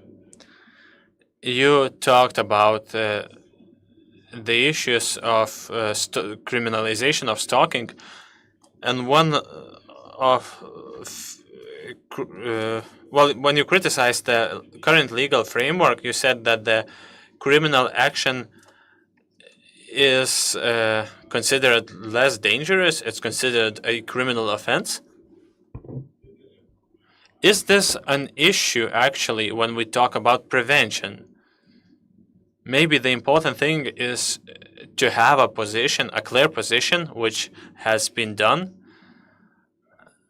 that stalking is a criminal activity that results in certain criminal consequences. Because I know you've mentioned that there are similar offenses that result in stricter penalties, but there's a theory that not the strictness of penalty results in prevention, but actual execution. So could you elaborate on that? Well, practice shows that this has not happened.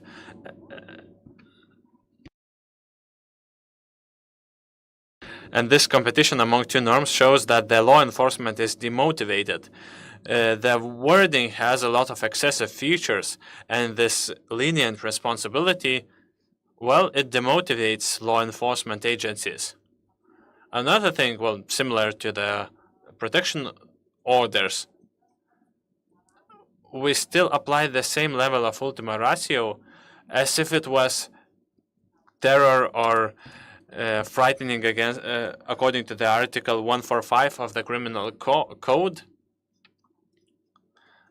The process starts from the Article 148, but subconsciously the level of dangerousness is compared to the more lenient crimes, terrorizing in this case. Also, we see this competition,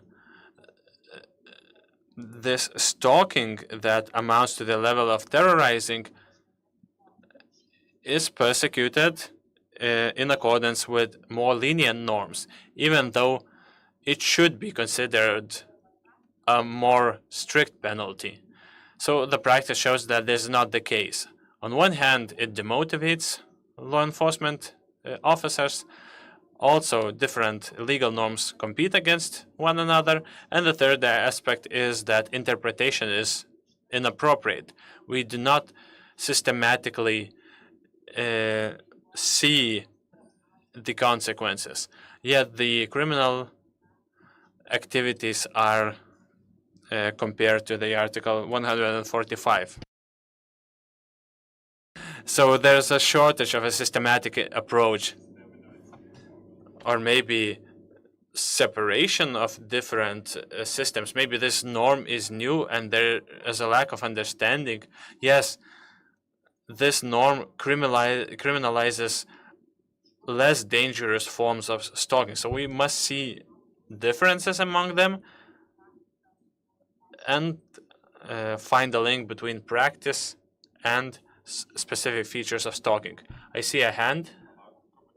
Wait for a second, we'll give you a microphone so our viewers online could hear you. I also have a question to Dr. Ramune. From your personal practice, or maybe you know somebody who has any practical recommendations, how can we renounce this persecution? How should we transpose the efficiency of this prevention on society's shoulders? Well, it's not a legal question. It should be a question to sociology experts. So they're advised what to do when you are a victim of stalking. But you probably mean, how can we reduce the cases of such behavior? Well, just like with any type of gender-based violence, more gender equality, actual gender equality, prevention, formation of respective norms, education on non-abusive relationships, training about red flags of abusive relationships, education on how to know when somebody says no, and education on how the society should not normalize any gender-based violence.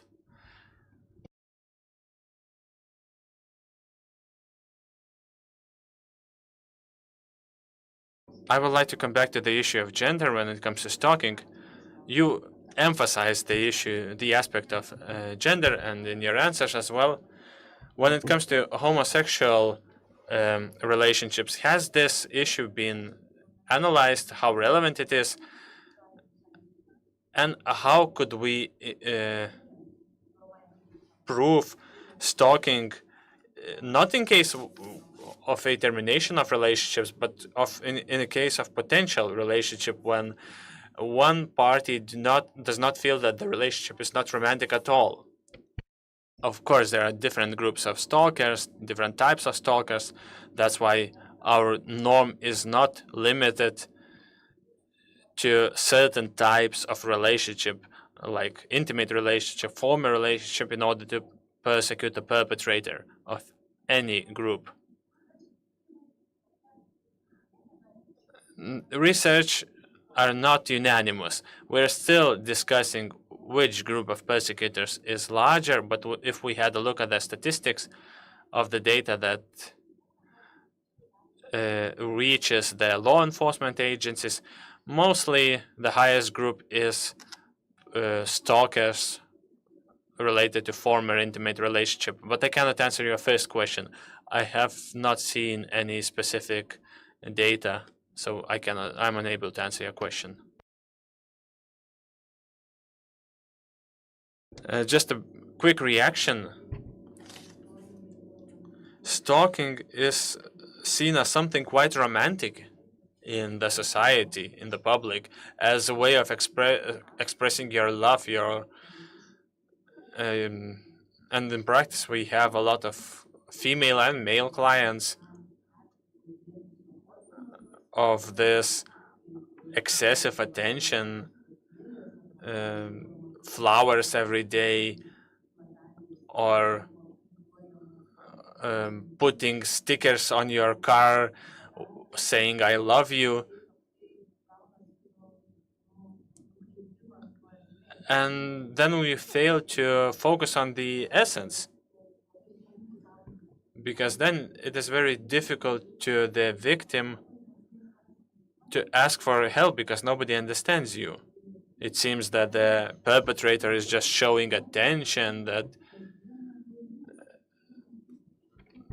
you're receiving flowers on a daily basis. Well, everyone would love that. And actually, it's something not romantic at all behind all this. There's a great show on Netflix, Baby Reindeer, so I would recommend you to watch this, based on true story, 7 episodes, a really good show, a very shocking TV show.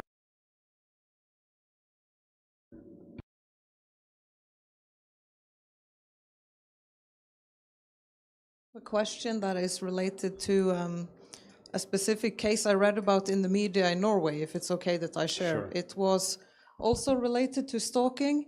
It started with a woman who saw a man who was on a park bench in public, complete stranger. He was crying and committing self-harm, and she asked how she could help him.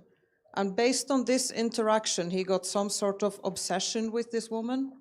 And after this, he was constantly, it was in a small town, so there wasn't a lot of alternatives for her to go to different places. So every time she went to the supermarket, he was there. He found out where she lived, and he would scream and whistle outside of her window at all times of the day. And this woman was, of course, very terrified of this because she was not sure what is he going to do someday and what's going to happen. And when she approached the police, they said that they had a legal problem because according to the Norwegian legal system, they said that he's so mentally ill that he cannot be punished for his action. We can't pursue this criminally. And so they took it to the mental health care and they said, he is mentally ill, but he's not so mentally ill that we can put forced mental health measures against him. So this woman ended up essentially having to move to different cities multiple times, and he would follow, and the problem continued, and she was kind of in the middle. So I was wondering if you have similar scenarios in Lithuania, and if so, how were you able to maybe resolve this? Minėjo šitą situaciją. It has already been mentioned that in these cases there's a lot of latency, but also reactions and algorithms are not clear yet. We are looking for decisions, and in practice we've heard a lot of cases when a perpetrator has been deemed mentally ill and mentally incapable against the law. So there are some situations, but the reaction mechanisms are very limited because, again, we have only specific norms to protect disabled people's rights. Forced treatment is only available under certain conditions. So far, I cannot give you any specific examples because practice has been poor so far. Tai va, tai tame ir esmė, kad priverčiamosios medicinos priemonės. So these coercive medical measures are only possible in certain cases. Yes, if you could use the microphone because interpreters cannot hear the questions. So if I understand you, Renata's question correctly, she asked, what would we do in such a situation if a mentally incapable person could be considered a stalker? But in this case, we have restricted capability. But this is not the case. The law enforcement should solve the issue of coercive medical measures. And let's say if this case goes to the court, it doesn't matter what kind of offense we're talking about. If a person is deemed legally incapable, we have to treat him or her rather than impose sanctions or penalties. So in Lithuania's case, even if it turns out that the person is incapable to stand court, we should use coercive medical measures. We do have tools. Another question, if the tool is the best option. Because if this legal incapability or restricted capability is not sufficient for stationary treatment, again, we release the person to the society, and he or she self-treats in the public or does not self-treat. And the possibility of repeatedness of a criminal offense, the path is open to that. But of course, we have legal measures in Lithuania. We do employ them. And this is a very common issue. So I think that Renata's question was aimed at prevention. Yes, we can treat him or her, but will that prevent stalking? Maybe Renata can clarify her question because we see different interpretations. Could you clarify your question? Yeah, sure. Essentially, what I meant about my question is kind of that we have this person who is not showing any will to stop his stalking. He does not understand that he is harassing or harming the woman in any way.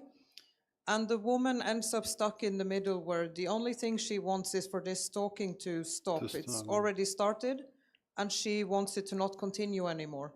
But the police say that because he's not committing physical harm or threatening to kill or to do anything, he's just sort of terrorizing her with his presence.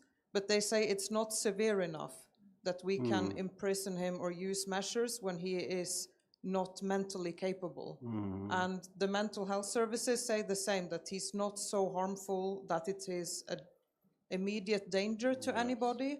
So to give a little bit more of context, the way of using coercive measure against somebody medically in Norway is extremely limited. There have been people that have been threatening to end their own life or to commit serious acts of violence, and still they say that they have bodily autonomy, that they can refuse treatment. And that was what was happening with this man, that he said, I don't want any treatment because I'm not mentally ill. So they could not use coercive force, and the police said, but he's too mentally ill for us to do anything, because we cannot do it against a legally incompetent person. And that was kind of my question, is if you had this similar dilemma and what you can do with this. Just to clarify, if I get it right, so in Norway, if a person thinks he's mentally capable, you don't have any coercive measures to declare him mentally incapable, or? Yeah, to declare somebody completely mentally incapable is extremely limited. People have very protected right to their body and mental health in Norway. So to have somebody declared that they do not have the right to make decisions on their own mental health is extremely limited. But you can say that he has some issues that can be targeted with coercive lighten measures, not so strict. I'm not talking about asylum, no, but like doing some, I don't know, work with psychologists, psychiatric or something like that. To do any long-term treatment, they would need to be consenting to it. It's part of the issue that we have under our system.